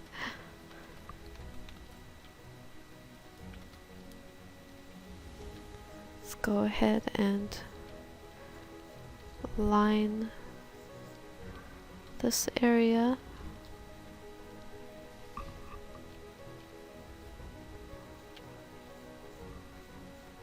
There we go.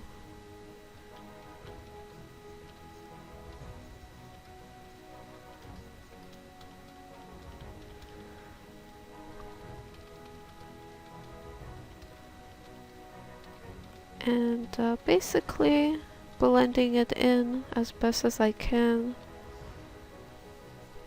I need to make that part a little darker. Gonna erase a bit of what's under. There. Merge down. Before, after. Maybe just have a tiny bit of it.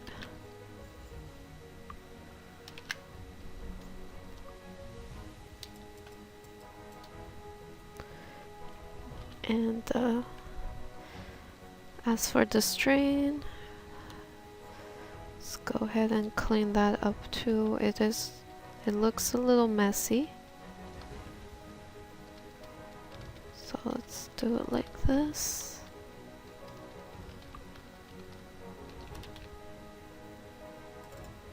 Merge down. Let's go ahead and work on the legs now.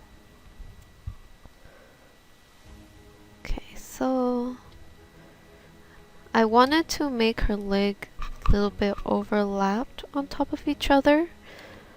I think it still needs a bit of work. So let's get to it. I'm going to use a bit of the background color and use it as a bit of a highlight for her leg. Down, all the way down. Blend that in. Also, I'm painting this on a separate layer just in case I want to switch it a bit or change it a bit. It will be a lot easier to do that. Now onto the other side.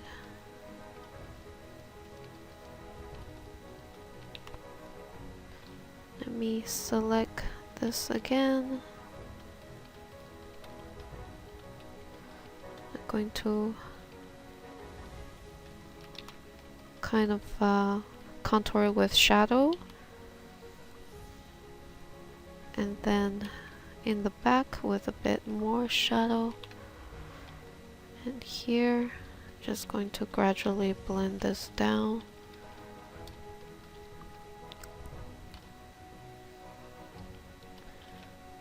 Probably also change the position of the strap on this leg. Let's move it like here. Merge down.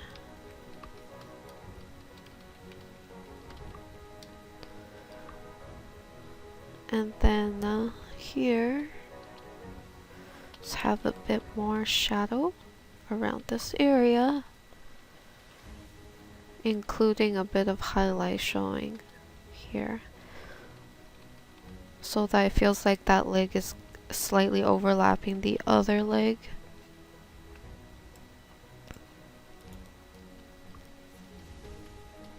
Just by a bit. Let's go back to this. Add shadow to that.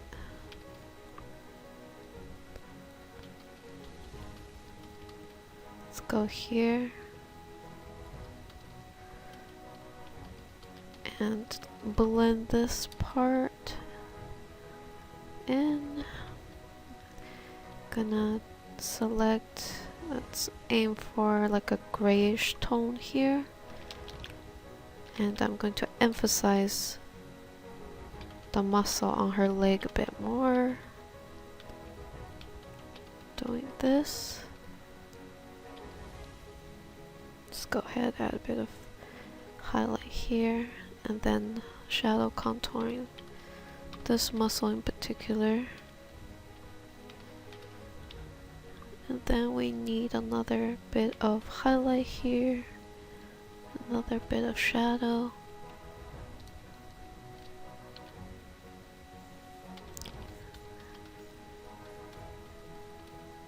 And then I'm going to contour the side with shadow again. So this is a bit more contoured and defined. I'm just going to erase a little bit of it. Going for a bit more subtle, the more subtle look, so I just erase a bit of what I've already painted. Let's go here. Let's add a tiny bit of highlight and put it in the center here.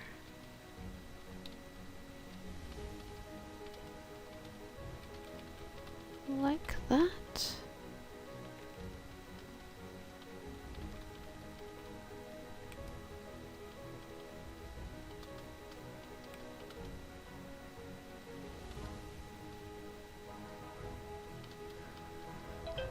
And just going to slightly add a bit of definition to her legs.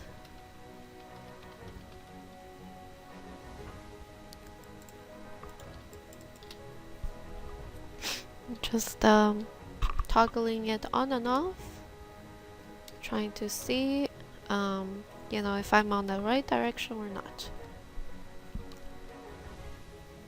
Okay. Oh, hold on.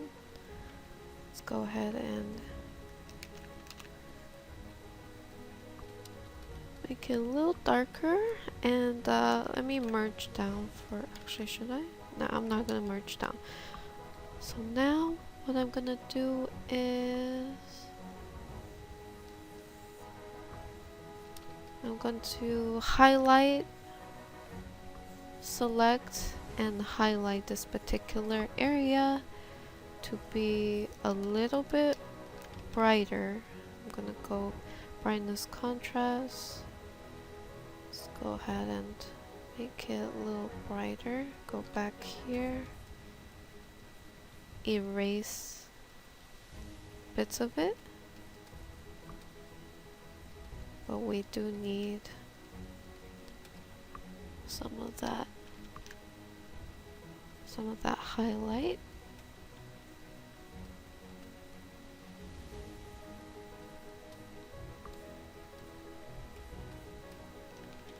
Okay, I think that looks good. Let me create another layer constraint down. I'm going to make the leg just a little darker here so that I can add a bit of environmental color.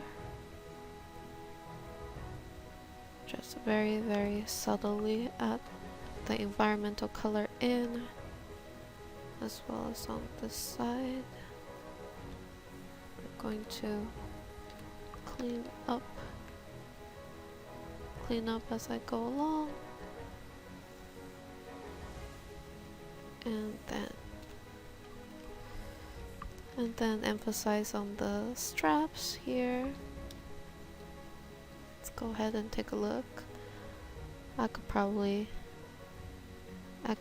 make the straps work. She doesn't have it in her original design, but she could have it underneath her pants. A bit of highlight here and a bit of highlight here.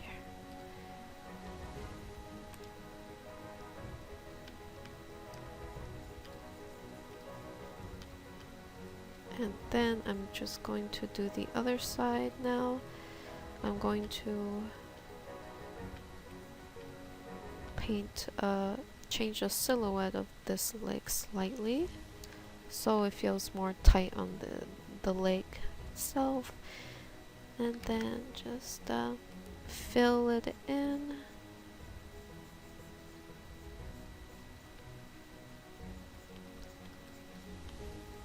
There we go. Let's go back here, grab a lighter color and use it as highlight.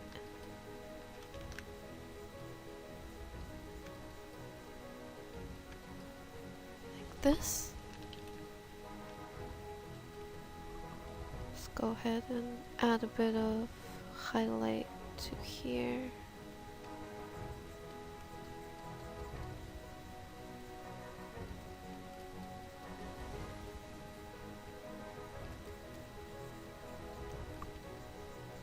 That.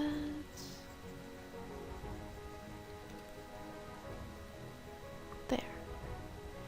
Make it look a little tighter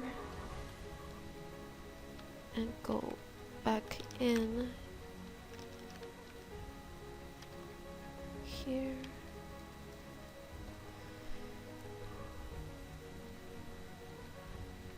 Let's do the same on this side. Just gonna add a bit of shadow on this side. And a bit of it on this side. Let's make it a little darker.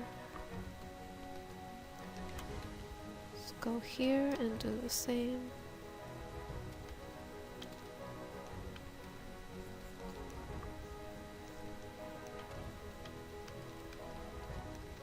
There.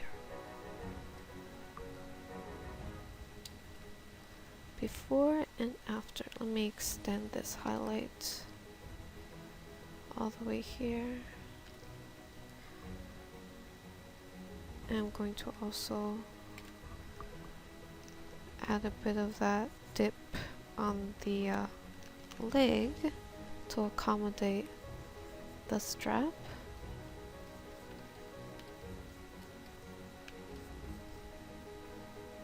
Let's go ahead, add a bit of highlight.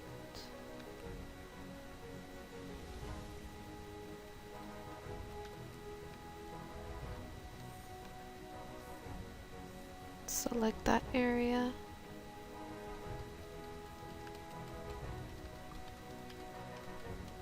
Add shadow on top. Highlight on the bottom.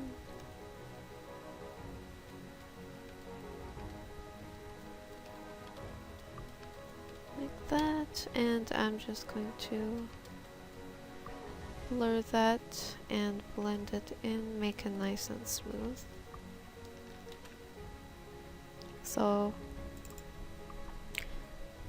before, after, might need a bit more contrast. Actually, I'll probably add a bit more contrast later.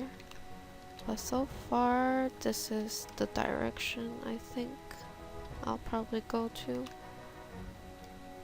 It is a lot cleaner. So what I can do now is take this whole area, brightness, contrast, make it a little more contrast. Oh, hold on.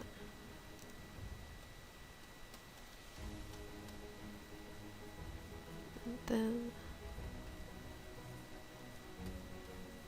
erase it a bit so that it is a little darker, a little more contrast, but in areas that I want, basically. Okay, so I'm gonna go with that.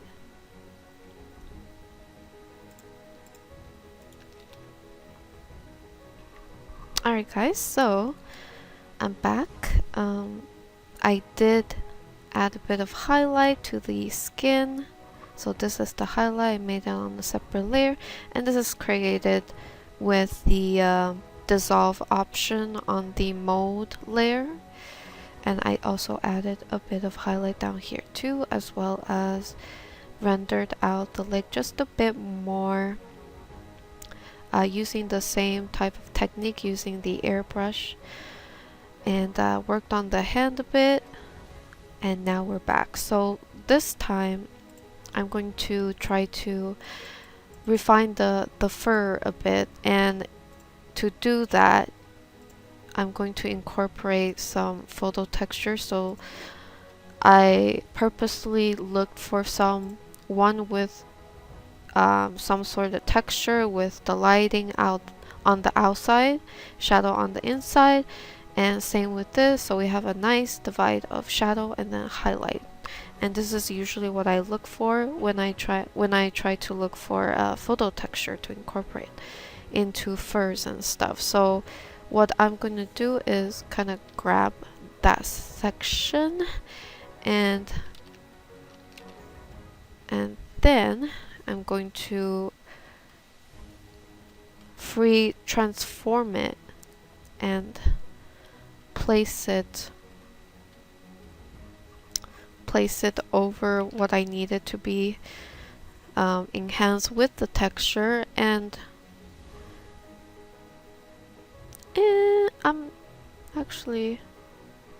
I don't think this texture does any good to this side in particular.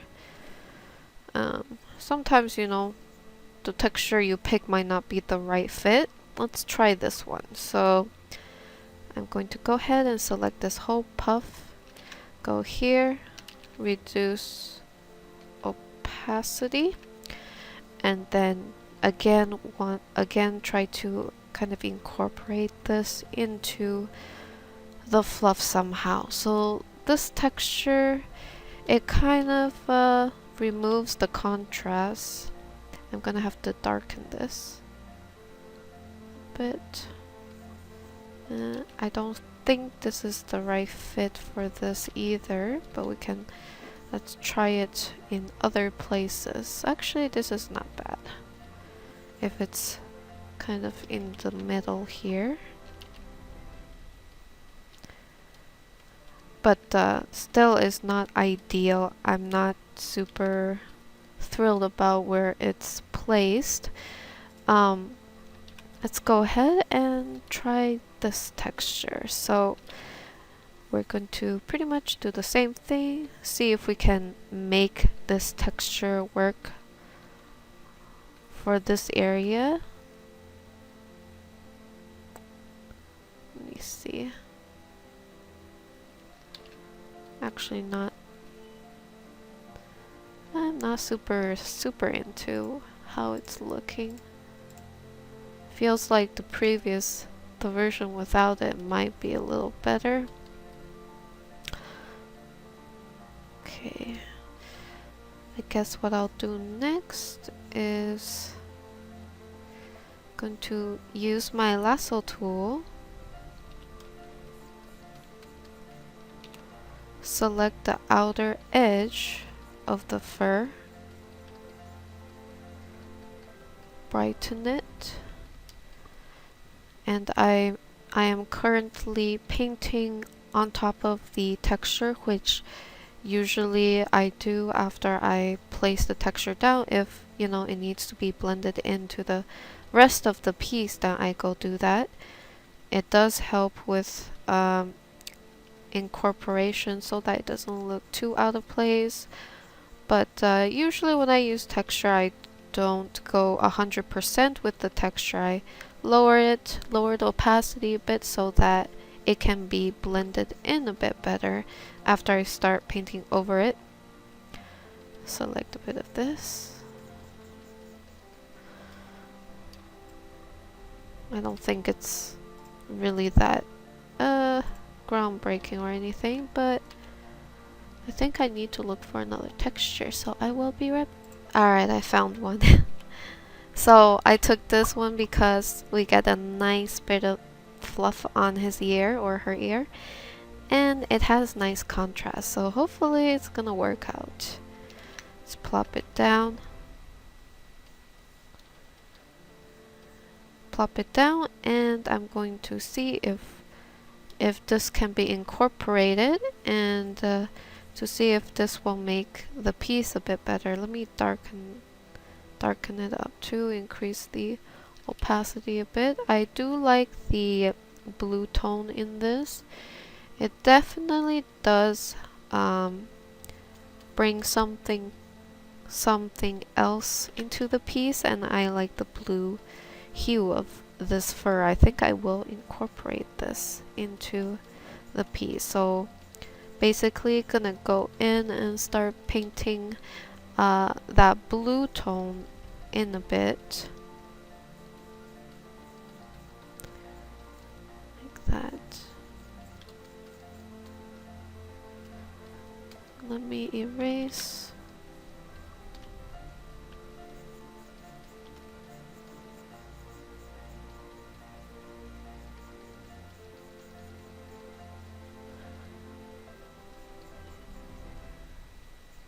And just gonna go ahead and apply a bit more texture using a very tiny brush. My hand is getting tired doing that, but tiny brush, create these hair-like texture stroke by stroke. There. So this is before, after, and I do like that this texture offer that perspective for me, because I wasn't ever going to, I never thought I was gonna add a bit of blue or gray tone in there, but this texture made me see that yes, it does work, does add something a little extra. I like it. I'm going to bring this blue color up to that side even, and add it in a bit as well.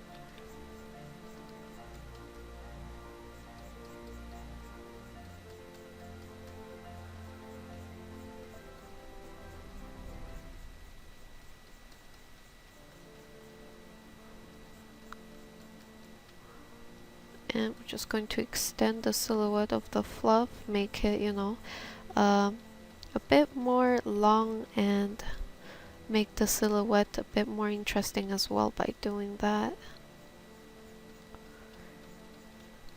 Ooh, my hand is getting tired doing that. So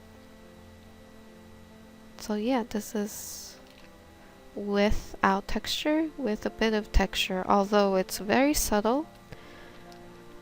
And I tend to experiment a bit with that, trying to see if I can use the texture as a way to experiment. Because sometimes you use texture, they might have like a certain color that might make you think about other possibilities. Just cleaning that side up and stuff.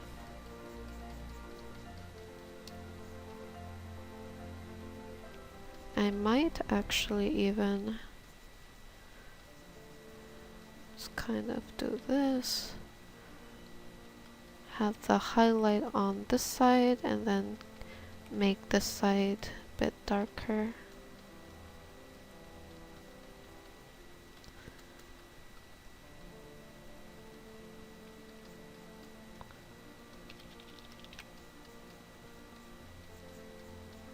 And I'm just gonna clean that up by adding a bit more texture of fur texture and stuff. Let's see if I can add another bit to this.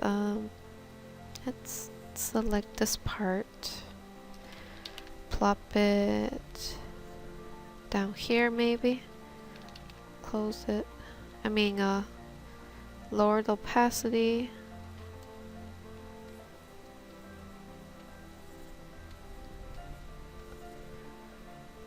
So this is after. It's not bad. It's alright. It's not revolutionary, but it is not bad either. So after that, let's blend it in. I'm gonna go into my smudge tool, and this time I'm going to use this tool right here. Make sure that nothing is selected. Let's go strength 60%. Or actually not 60. It probably needs to be 80% so that I can go ahead and do a bit of silhouette texturing by smudging it out. Let me go 90%.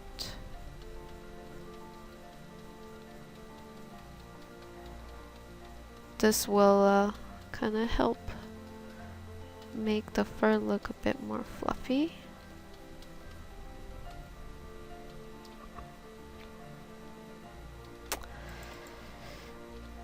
Okay, let's go here.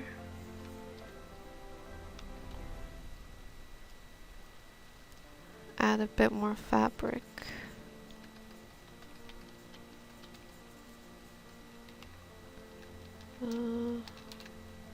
Lock this in. Oh, hold on. Lock this in.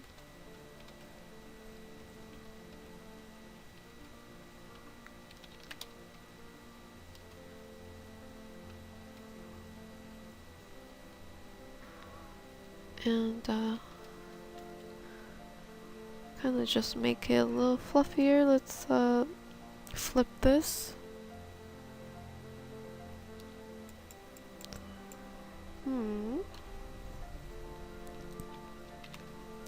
Go here. I'm going to slightly warp this area. Let's warp it like that. Let's see how that looks. Actually,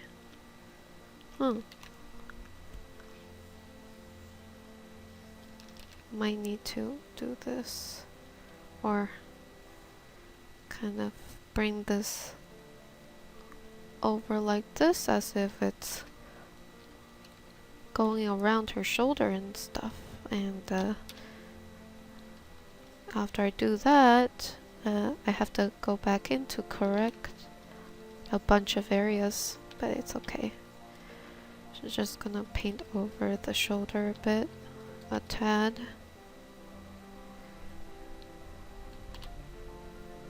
Remove. Make another layer underneath.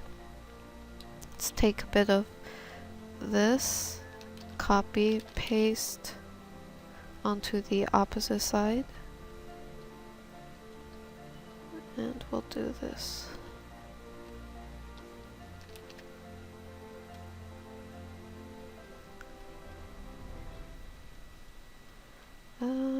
Actually,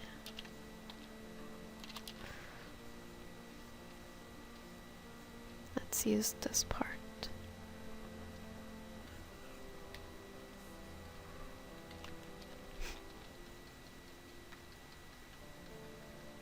Let's go with that. And then brighten that part. Bring this up. I don't think I need to do too much here. And then, so I'm gonna follow the anatomy here. And that's the rest of the jacket. Kind of.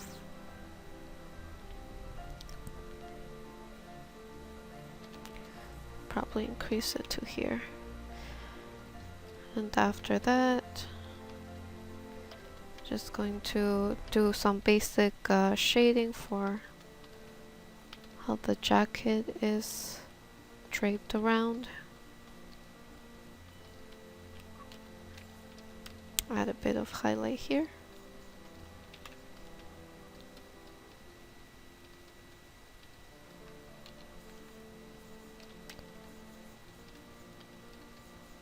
There. Add a bit of skin tone in. Merge down.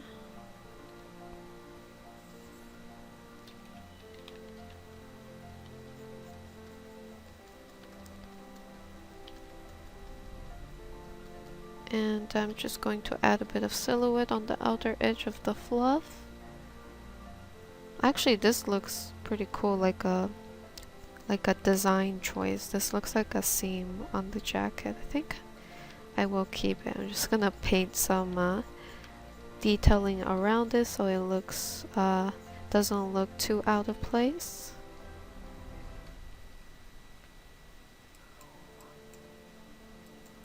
Okay, so this fluff is kind of done-ish.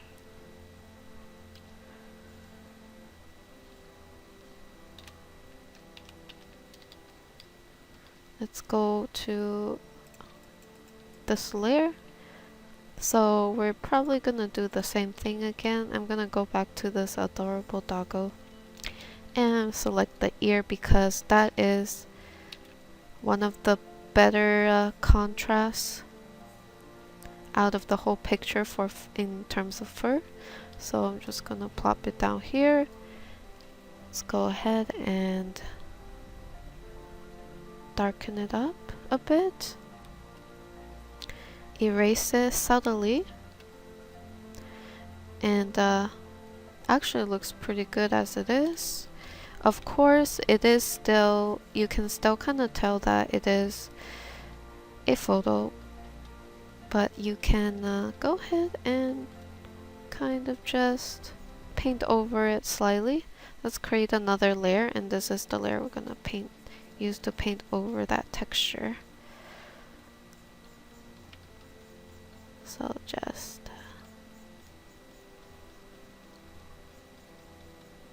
kind of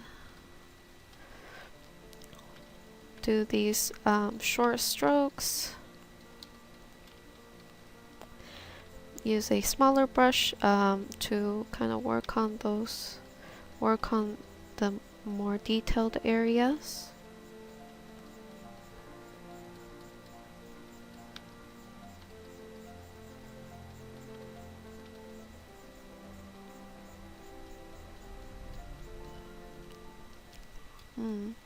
Looks a little rough.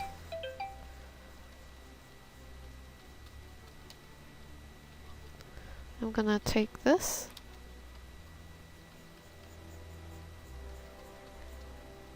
and go in here and really highlight some of these areas.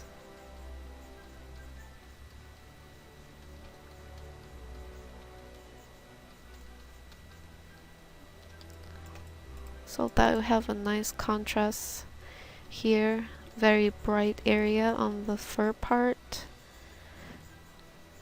to give a nice contrast to the rest of the fur part.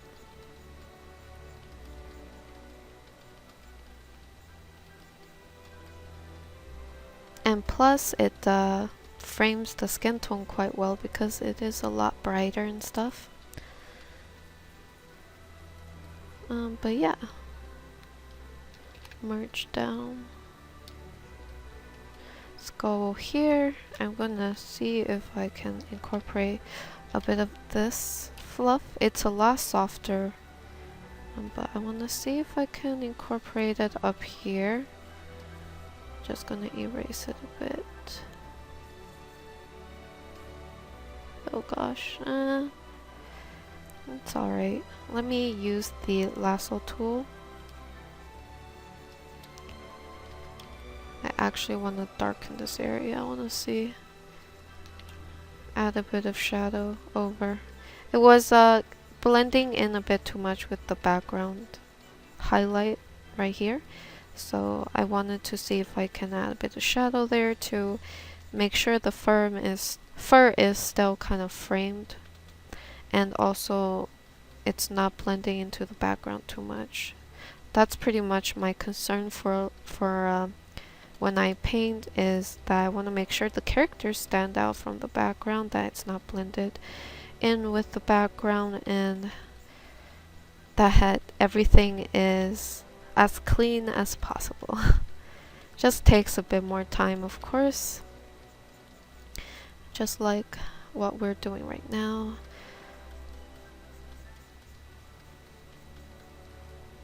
Okay, merge down. Let me go ahead, re-add. Let's go ahead and re-add a bit of the warm tones of the fur. Let's go here. So I'm going to use the airbrush, brush it on a bit, and brush on a bit of the cooler tone, like that. Before, after. So just a little bit smoother. Let me rotate this again.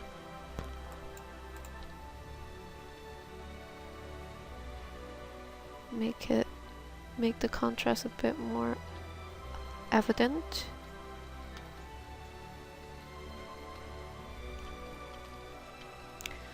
Let me add a bit more yellow highlight towards the bottom. There. I think that should do it. Let me auto contrast. Alright guys, let's continue working on, we did the fluff, so now I would like to go back to the face and work on it, as well as the hair. As you can see, it's pretty rough, so actually if you zoom in here you can also see the ears pretty rough. And also I wanted to see if I can do something about the background. So the waterfall here is quite pixelated. It is from a photo that I'm not sure where I got it. Probably like I googled waterfall and just plopped it and resized it quite a bit, so it's quite pixelated, which means that I have to go back in here and try to kind of paint it a bit more with a bit more detail. So I'm gonna be doing that. I normally don't record this process because I mainly focus on the character, but I'll show you guys what this is usually what I would do. After I find the texture, I put it down, and then try to kind of incorporate it into the piece somehow. So for water, for this effect, I will be using sort of like a slightly brighter color, and it's kind of like painting hair, where you focus on one particular area and add a bit of highlight to it. Pretty similar to painting hair, but that's just on the surface. Of course, if you take a look at realistic waterfall, it's definitely not like that. But doing it this way, the way that I described, does add a bit of extra little detail, and it kind of works out. Like, you can tell that it's water and stuff. But realistically, it will look more like this, which that is actually a photo that I grabbed and plopped it down. Okay, so now for this stream of water, I would like to actually want to experiment by making it dark first. Don't know if maybe make it, oh gosh, that's too dark. Maybe make it brighter. I think I should be making it brighter. Let me just continue down here with it. Go with the erase tool and kind of erase bits of it.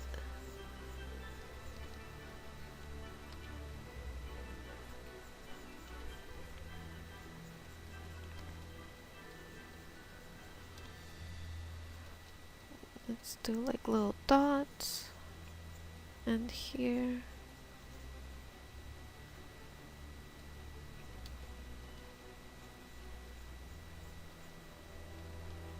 Let's go ahead and, oh gosh, clean this up too. And here too, clean that up.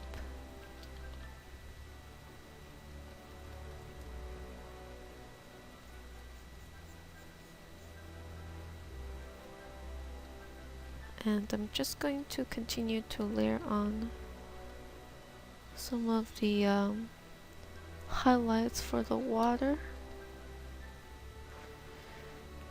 gradually making the highlight smaller and brighter.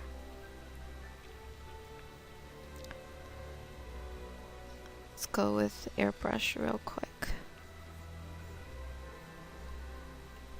Do that.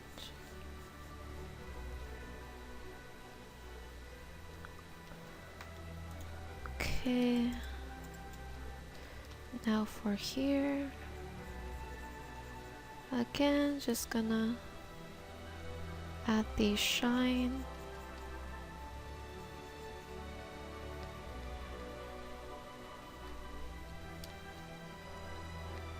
There.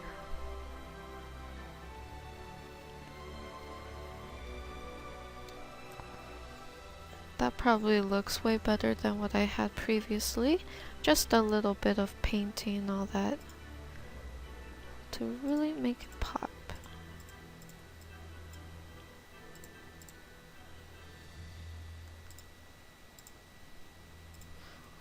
I'm going to go ahead, bring out some of the original color of the rocks by painting over and masking the area I would like to not have this effect applied on.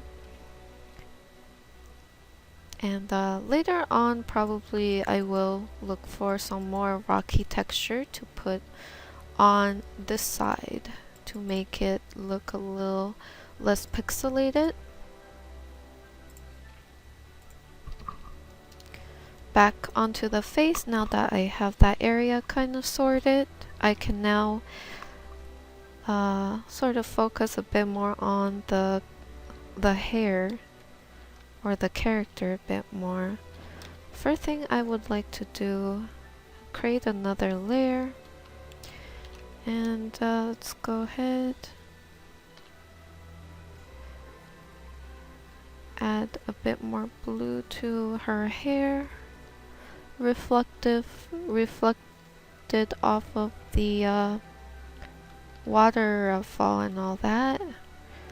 And I would like to make this part a bit darker too. So I'll have it dark like this with some more blue tone. And then have the warm tone towards the bottom.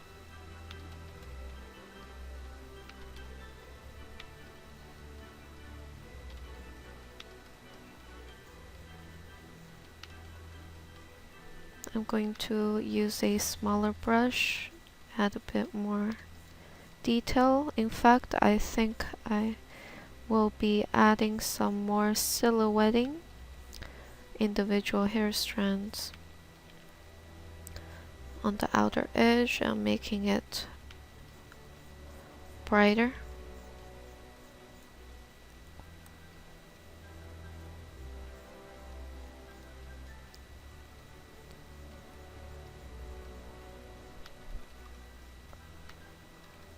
And I'll just gradually blend that in. Take a bit of this color. Also have the hair sort of cascading down onto her face. Probably not that far, but far enough. And take this color, continue it onto this area, and basically kind of keeping it to this side while keeping the warm color to the other opposite side.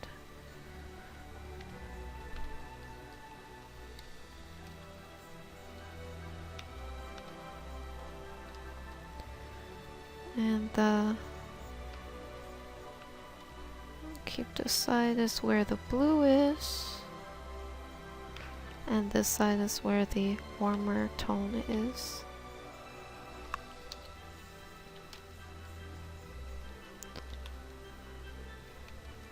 Let's go ahead and save. Add a bit more highlight on the side so it stands out from the face.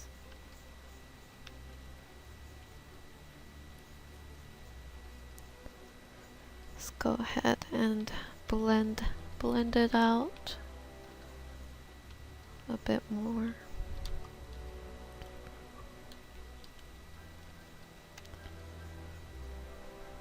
Take this color, add a bit of yellow.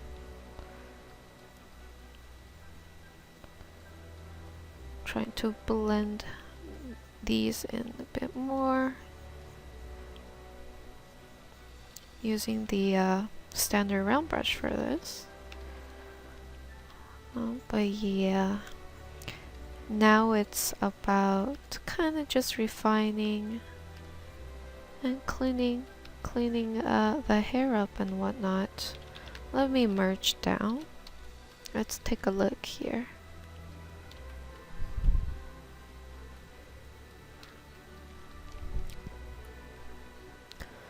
Okay, so what I'm gonna do now, because the hair strands are kind of all the same size, I'm going to go ahead and warp some of these hair strands a bit thinner, just to break up that same shape feel. Trying to create a bit of a variety in the thickness of the hair and stuff.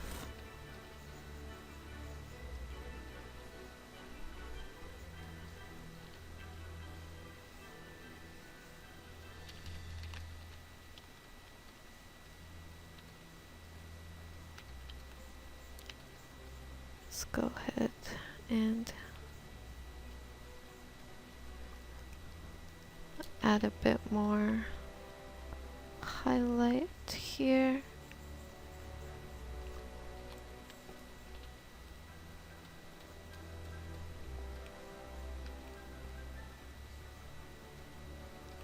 Then get a bit of highlights around here.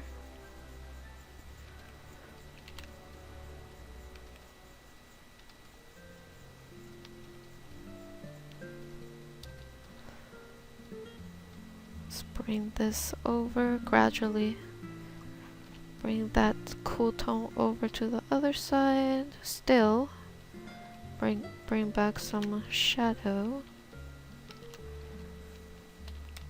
Let's go ahead, use this color on this side and slowly bring that color over to the side as well.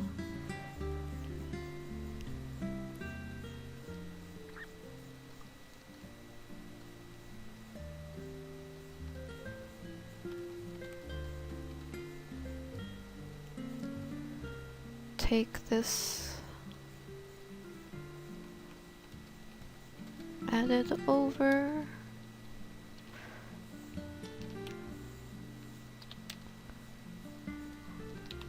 And kind of highlight that area.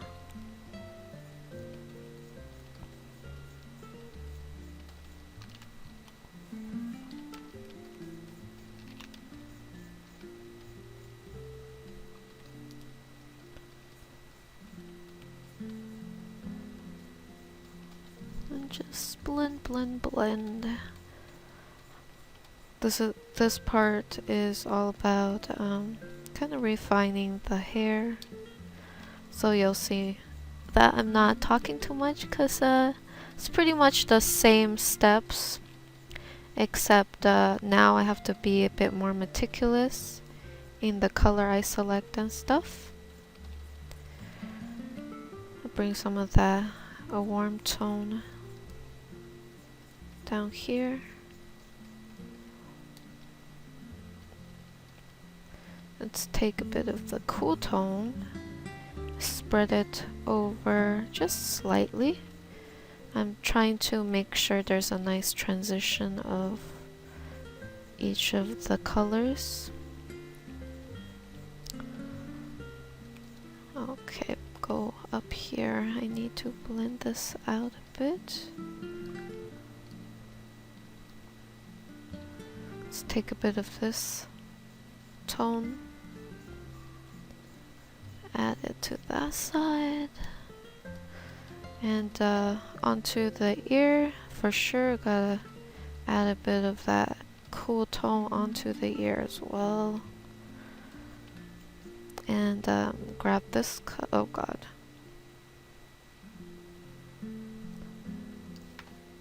Oh, I thought I thought Photoshop was frozen again. Okay. Yes, let's continue adding that color over there onto this side, and then I can go ahead and add a bit of that fluffy texture on the very edge of the ear, which kind of just graze the silhouette of that edge with a highlight or whatever color that is right there, pretty much, to create a more fluffy surrounding for the ear.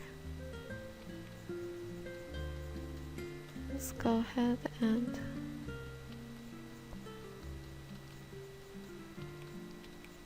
do that onto this side.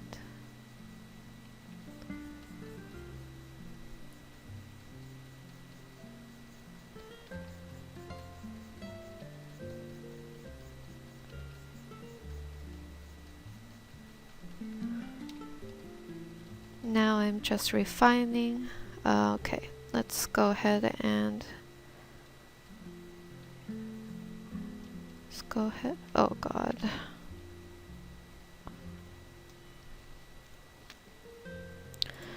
Oh, sorry about that. My computer froze again. Or Photoshop crashed on me. But yeah. As you can see, I have to redo it again. I'll just do it as fast as I can. So you won't hear me talk too much.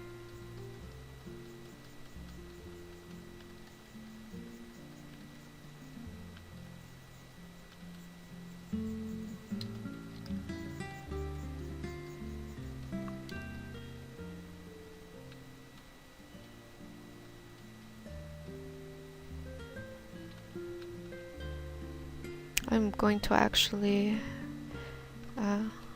try something here. I want to see how it will look if I made the ears sort of translucent by adding a bit of a brighter color towards the inner corner there, and then use shadow to add the fluff.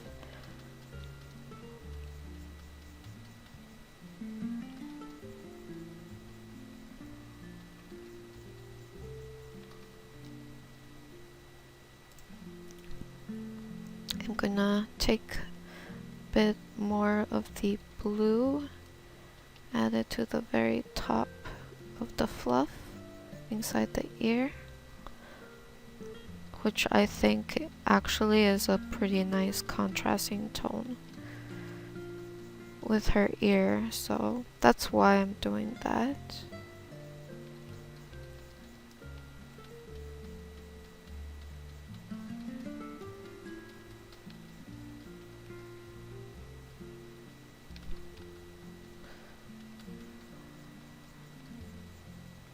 Let's go ahead and select this color, this tone right here.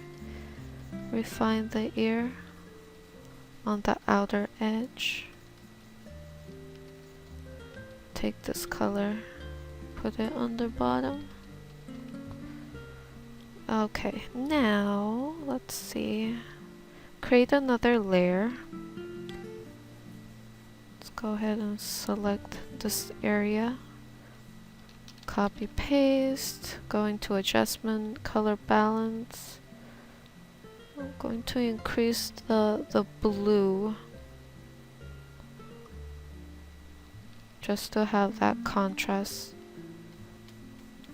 upped a bit to make it a little more noticeable, you could say. Let's go into here, so this one is gonna be mostly blue with let's go ahead and add that nice warm tone. So it's gonna be mostly blue with a hint of the warmer tone, and probably gonna have a bit of warm tone on the side too. And the rest of the area, let's keep it fairly blue like this.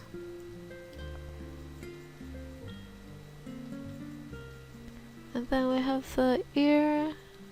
Just gonna add the highlight.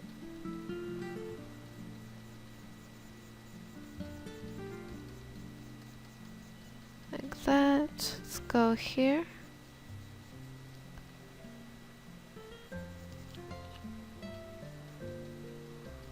Add a bit of highlight to that side. Just a bit.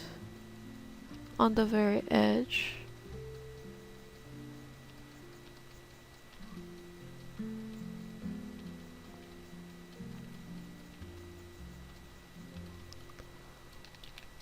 It looks really fluffy. Like a cotton ball. Merge down. Create another layer. I'm gonna see if... Yeah, I guess I can do that.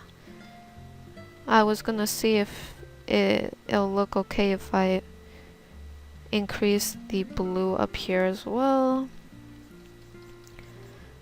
It appears as though it is okay.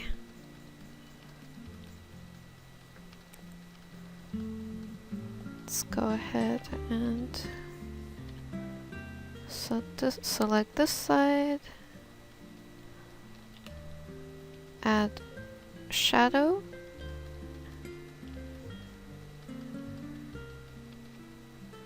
and let's go ahead and add a bit of highlight and shadow to the side.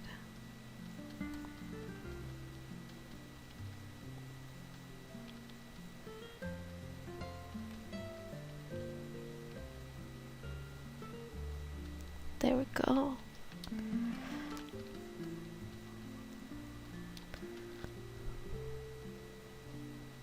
Yes, I think this is a good progress for the hair. I like the color. I'm gonna see if it'll work if I actually include a bit of blue down here too, which I think it does work.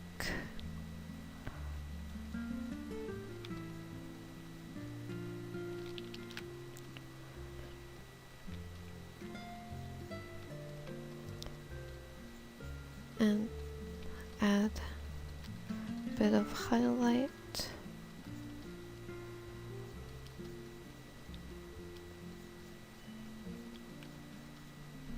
There we go.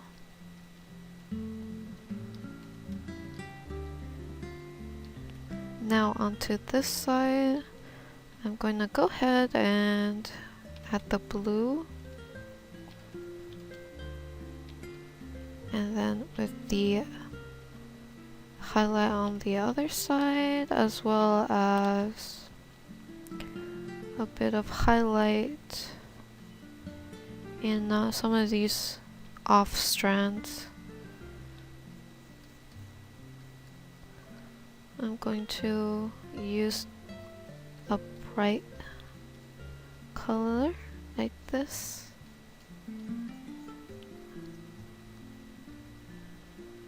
Highlight the edge of that. And basically just refine the rest of the area.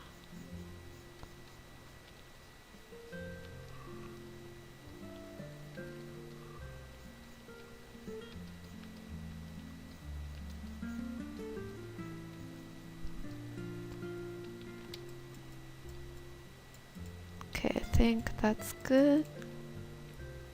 Go back to the face now. Gonna use a bit of that blue. Put it on her eye patch covering. Actually, maybe I should paint her other eye. Her eye is hidden behind the eye patch, but her eyes is actually pretty. It's like a glowy green underneath. Which I found out watching the 8th episode. Let me just go ahead and create a new layer so I can play around with the blue tone.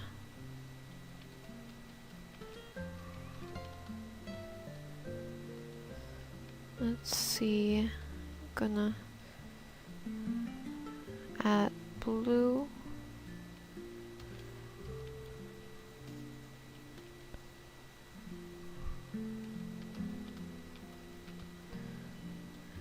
Just adding blue changes a lot of things, so I have to readjust so the blue will be the highlight.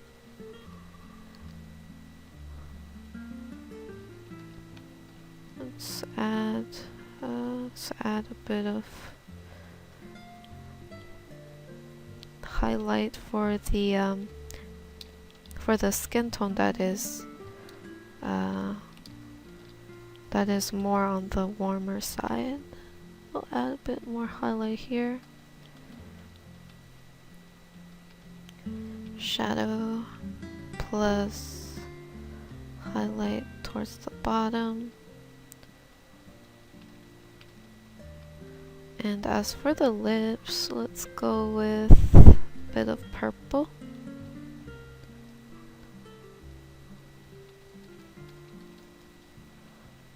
And add that blue onto the teeth. I'm going to go ahead and select a bright pink. And then bright yellow on this side.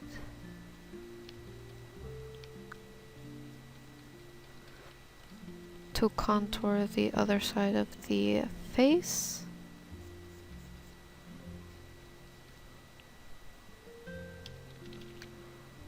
Let's see if it works.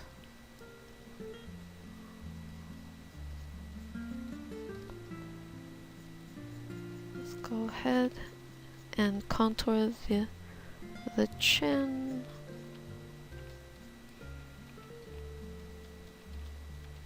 Add the grayish tone.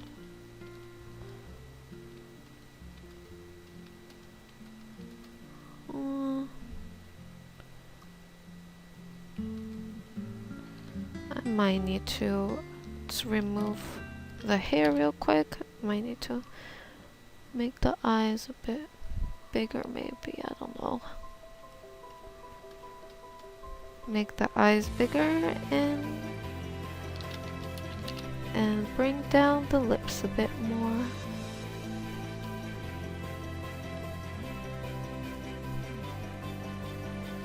I need to rework the face a bit to fit the new lighting. Right now it's a little needs a bit of adjustment. Maybe increase the contrast a bit. But I feel like definitely kind of on the right track, not sure. Further experimentation needs to be done before this is complete. I'm going to have to experiment a little with the face, but this is the general vibe that I'm trying to get.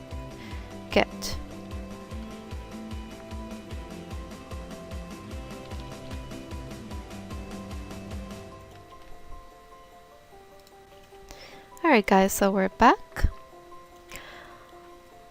So after I added the blue to the hair and to the face, which I worked on it a little bit, it's still pretty much the same with just with a bit of extra little detail and blending. So after I did that, I also decided to bring the blue tone throughout her body in general. So on her gloves, I mean on the sleeves, the fur here, on the chest a bit, on here a bit, and as well as on the hair and the tail. And I think that it actually looks pretty balanced this way since her skin tone is quite warm. So adding a bit of blue on top of her skin tone and surrounding it is a nice balance. So yeah, this is what I have now, and looks kind of done-ish. It needs a bit more details and stuff, and plus I need to figure out a way to censor it somehow. First we're going to hold on, let me pop up the reference real quick. First, let's give her some undies. I'm gonna name this layer undie.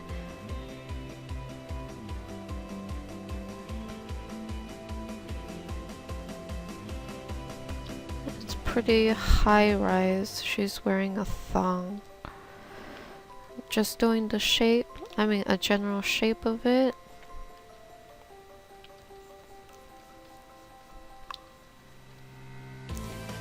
Lock it down. Let's go ahead and add a bit of highlight first. Add some highlight to this side, and then add those lines to make it seem that the fabric is pulling and stuff like that. Let's go ahead and add that. I'm gonna add a bit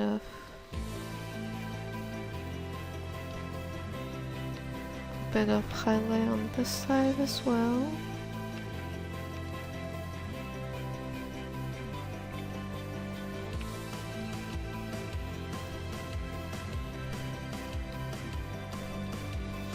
Probably need to refine it a bit, but we'll leave that there for now. And as for the chest, definitely need to figure out a way. Oh yeah, I want to do something that makes sense with her character, so maybe some bandage or something.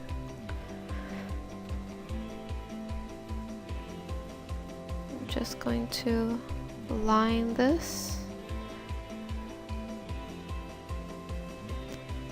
Let's see if this will work. I'm not sure. Can give it a try. Copy, paste. Then hue saturation, turn down the saturation up, actually like that, and I'm just gonna line it a bit, kind of trying to see.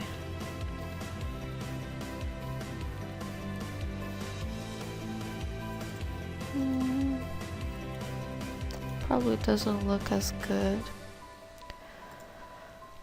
I guess I'll just have to unthese and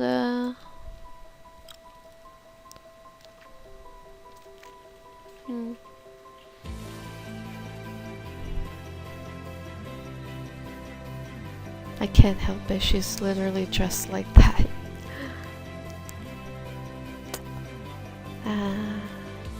Okay, let me clean the undie up a bit. Let's go here, see? Let's go here, copy paste. Let's go ahead and at least give her a bit of stocking. Make it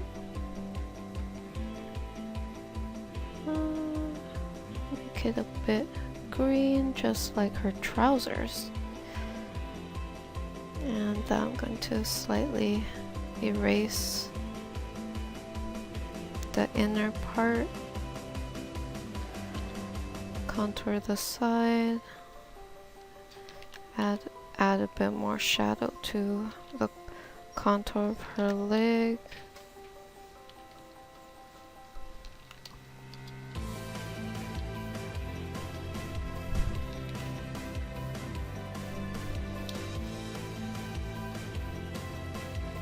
There. Let's see what else I can do to cover her up a bit, because I can't post this on Instagram, and I mean not Instagram, Twitter. Twitter has become a lot stricter, so I've been trying to figure out ways to cover up, if you guys know what I mean. Let's see. I'm not sure. I guess I'll figure something out.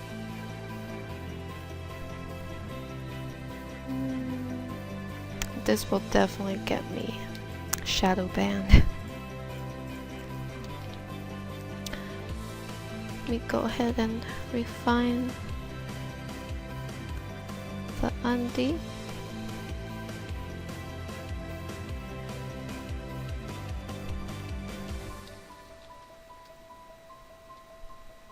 She has a belt. Kind of lazy, I don't want to paint it. Undie, let's see. If I were to paint it, probably go here.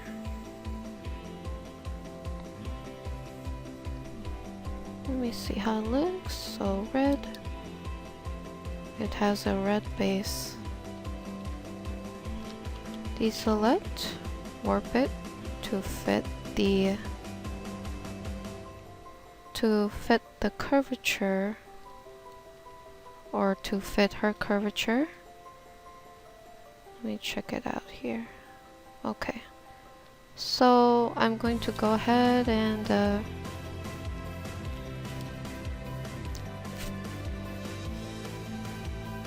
add a volume to the belt. Highlight needs to be under here.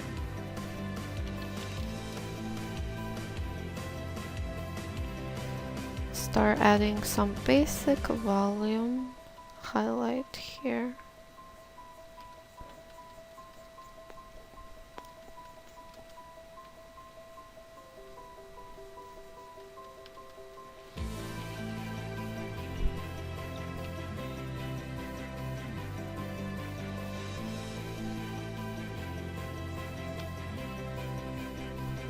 That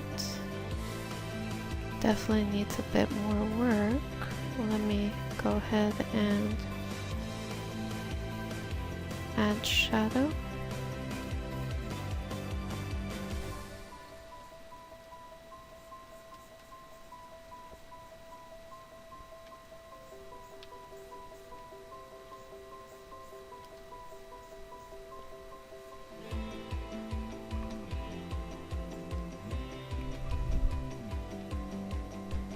Add a bit of highlight towards the bottom.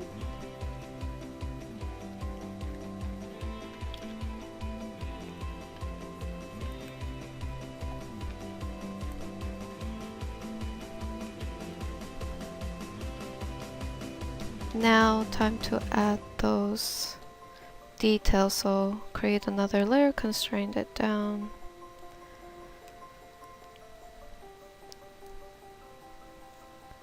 I'm going to line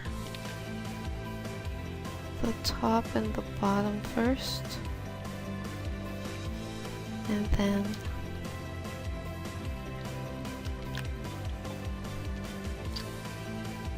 divide it up.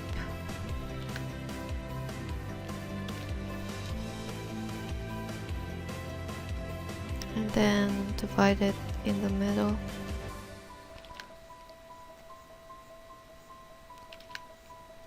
Kind of rough. Clean it up later.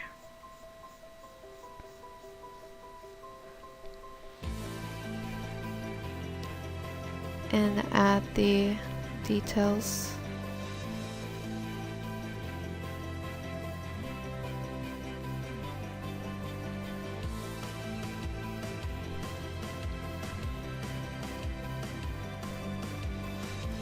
There. Let me zoom in a bit. Okay. Gonna take a bit of the blue and add a bit of the blue already on here. Oh, hold on.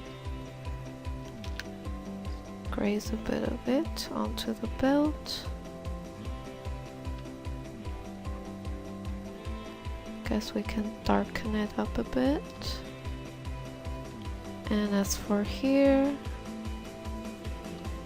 let's go ahead and add the highlight.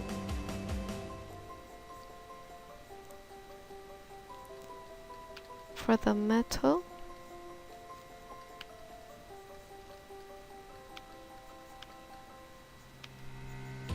And let's go ahead, grab a yellow tone.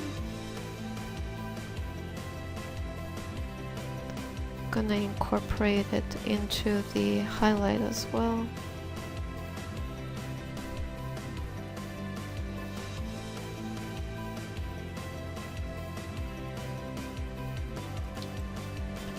Add a bit on the side here.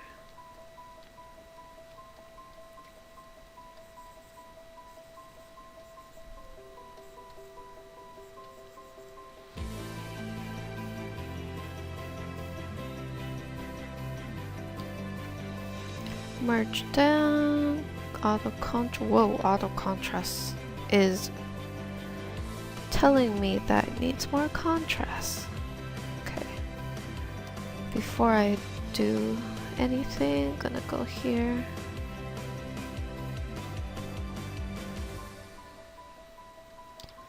Let's go here.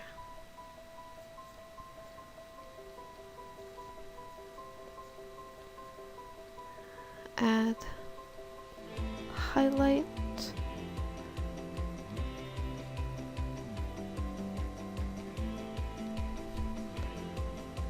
Essentially, I'm kind of making this part have a bit more contrast. Let's even add a bit of highlight to the red leather part of the belt. Okay, let's see what else. Got a belt. Oh, she's got two belts. Oh. Wait, is that even a belt? I'm not sure. Okay.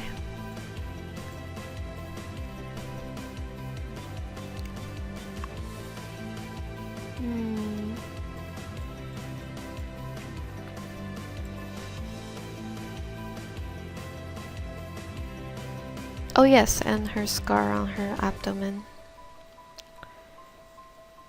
Let me go ahead. Let's take a look how it looks. Copy paste. Let's change. Make it just a little brighter. I'm gonna use the erase tool, bring back her belly button.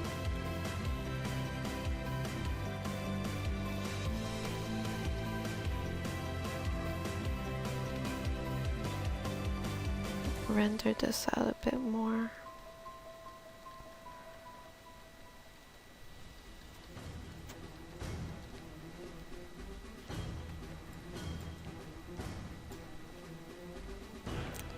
Remove that. Let's go ahead. I need to actually refine the gold ring here.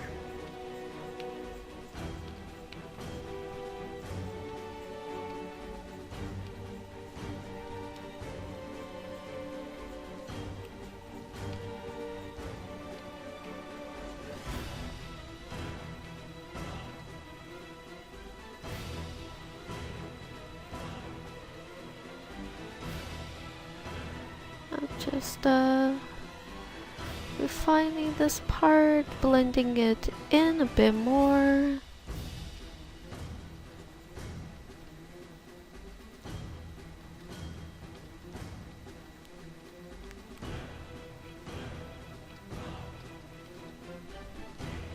I think that should do. Just trying to make it nice and clean.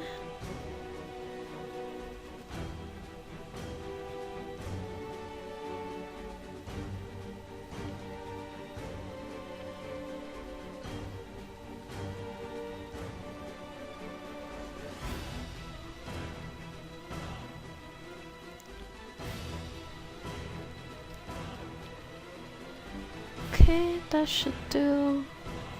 Well, no, that should not do. Still need to fix some areas and stuff. Just using a smaller brush to refine those trickier areas and stuff.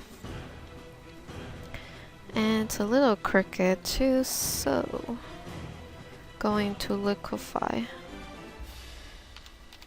300. There, now it's a bit more even. Okay. Go back here to the jacket, make a new layer. Alt, click, constraint, down. Let me grab this color right here. Let's go into darken. I'm going to just bring that color onto this part of fur as well. Go back here, select that. Add that in. Okay. Create another layer, constraint down. Let's go for white color. And I'm just going to highlight the very edge of the fur. Let's take a bit of the yellow. Put it at the bottom part.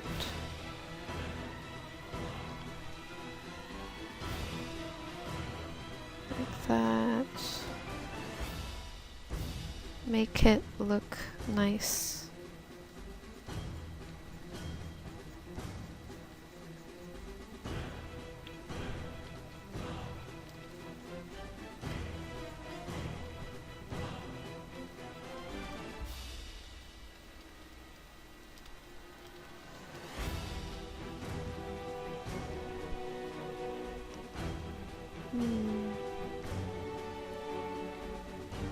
Maybe just a bit.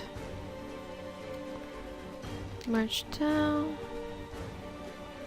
Auto contrast. Alright, I guess that should do. And what's that? Scar. And I'm gonna create another layer and we're going to do some water droplet effect on her body. So what I'm gonna do for that is I'm just going to first use a darkish color, and I'm gonna be kind of go about and add like some random lines on her body. And these will later on become water droplets or wet texture. Let me go ahead and oh, guess I couldn't do that. Let me bring it up here.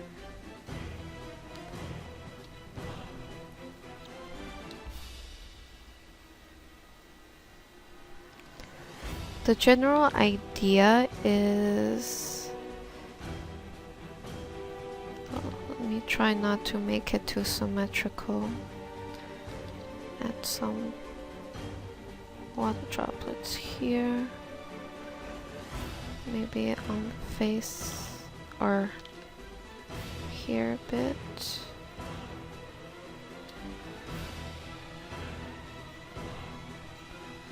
And on the clothing as well.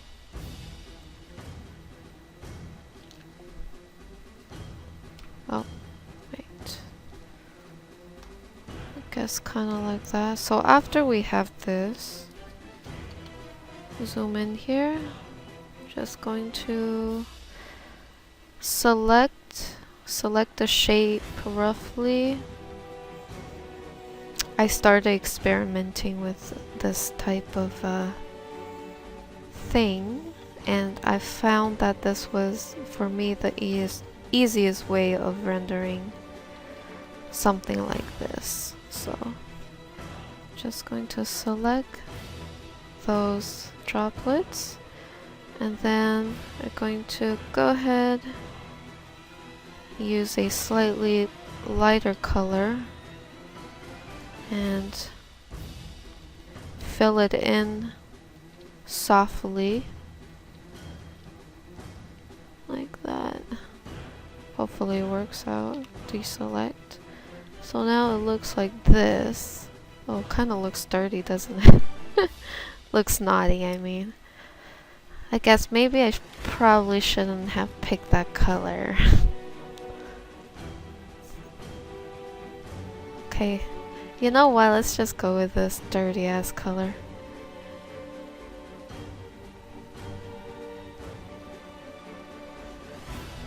And then I can just add some highlights to the droplets. And yeah, it looks kind of dirty. I'm going to make it look more like water, just in just a bit. So in order to make it look more like water, I will go ahead, go in here and just erase some of what I did here to bring back the color underneath it.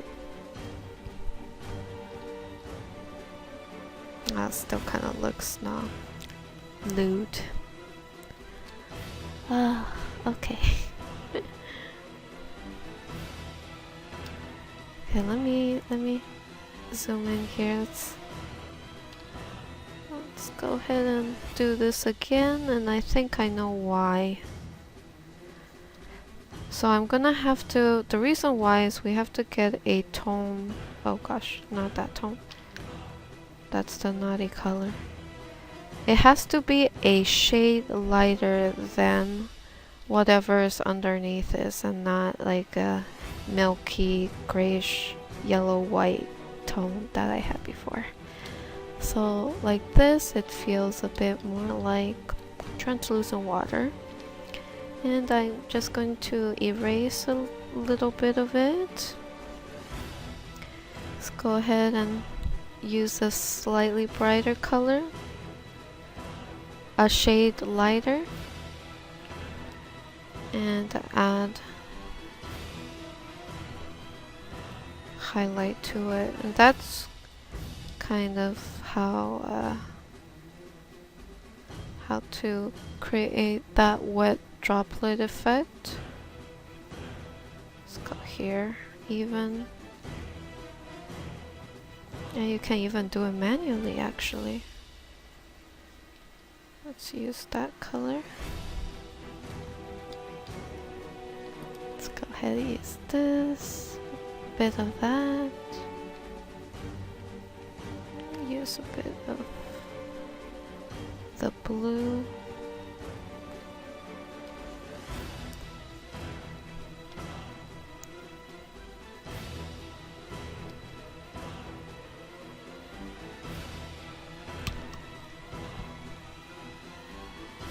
Delete.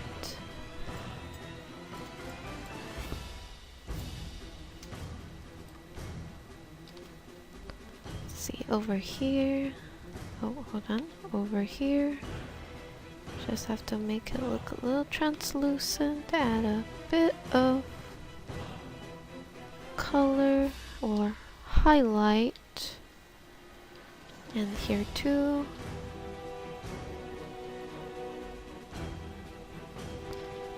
And followed by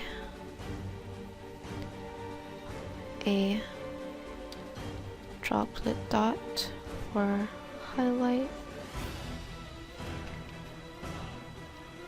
One here, and kind of just dot it.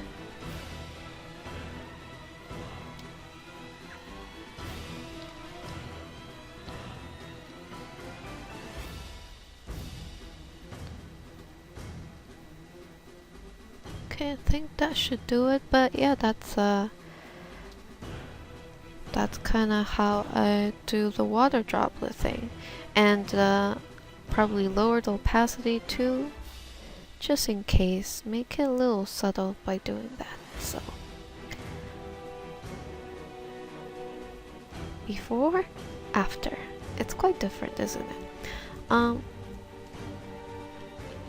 Anyhow, I think that should be it for this term's voiceover.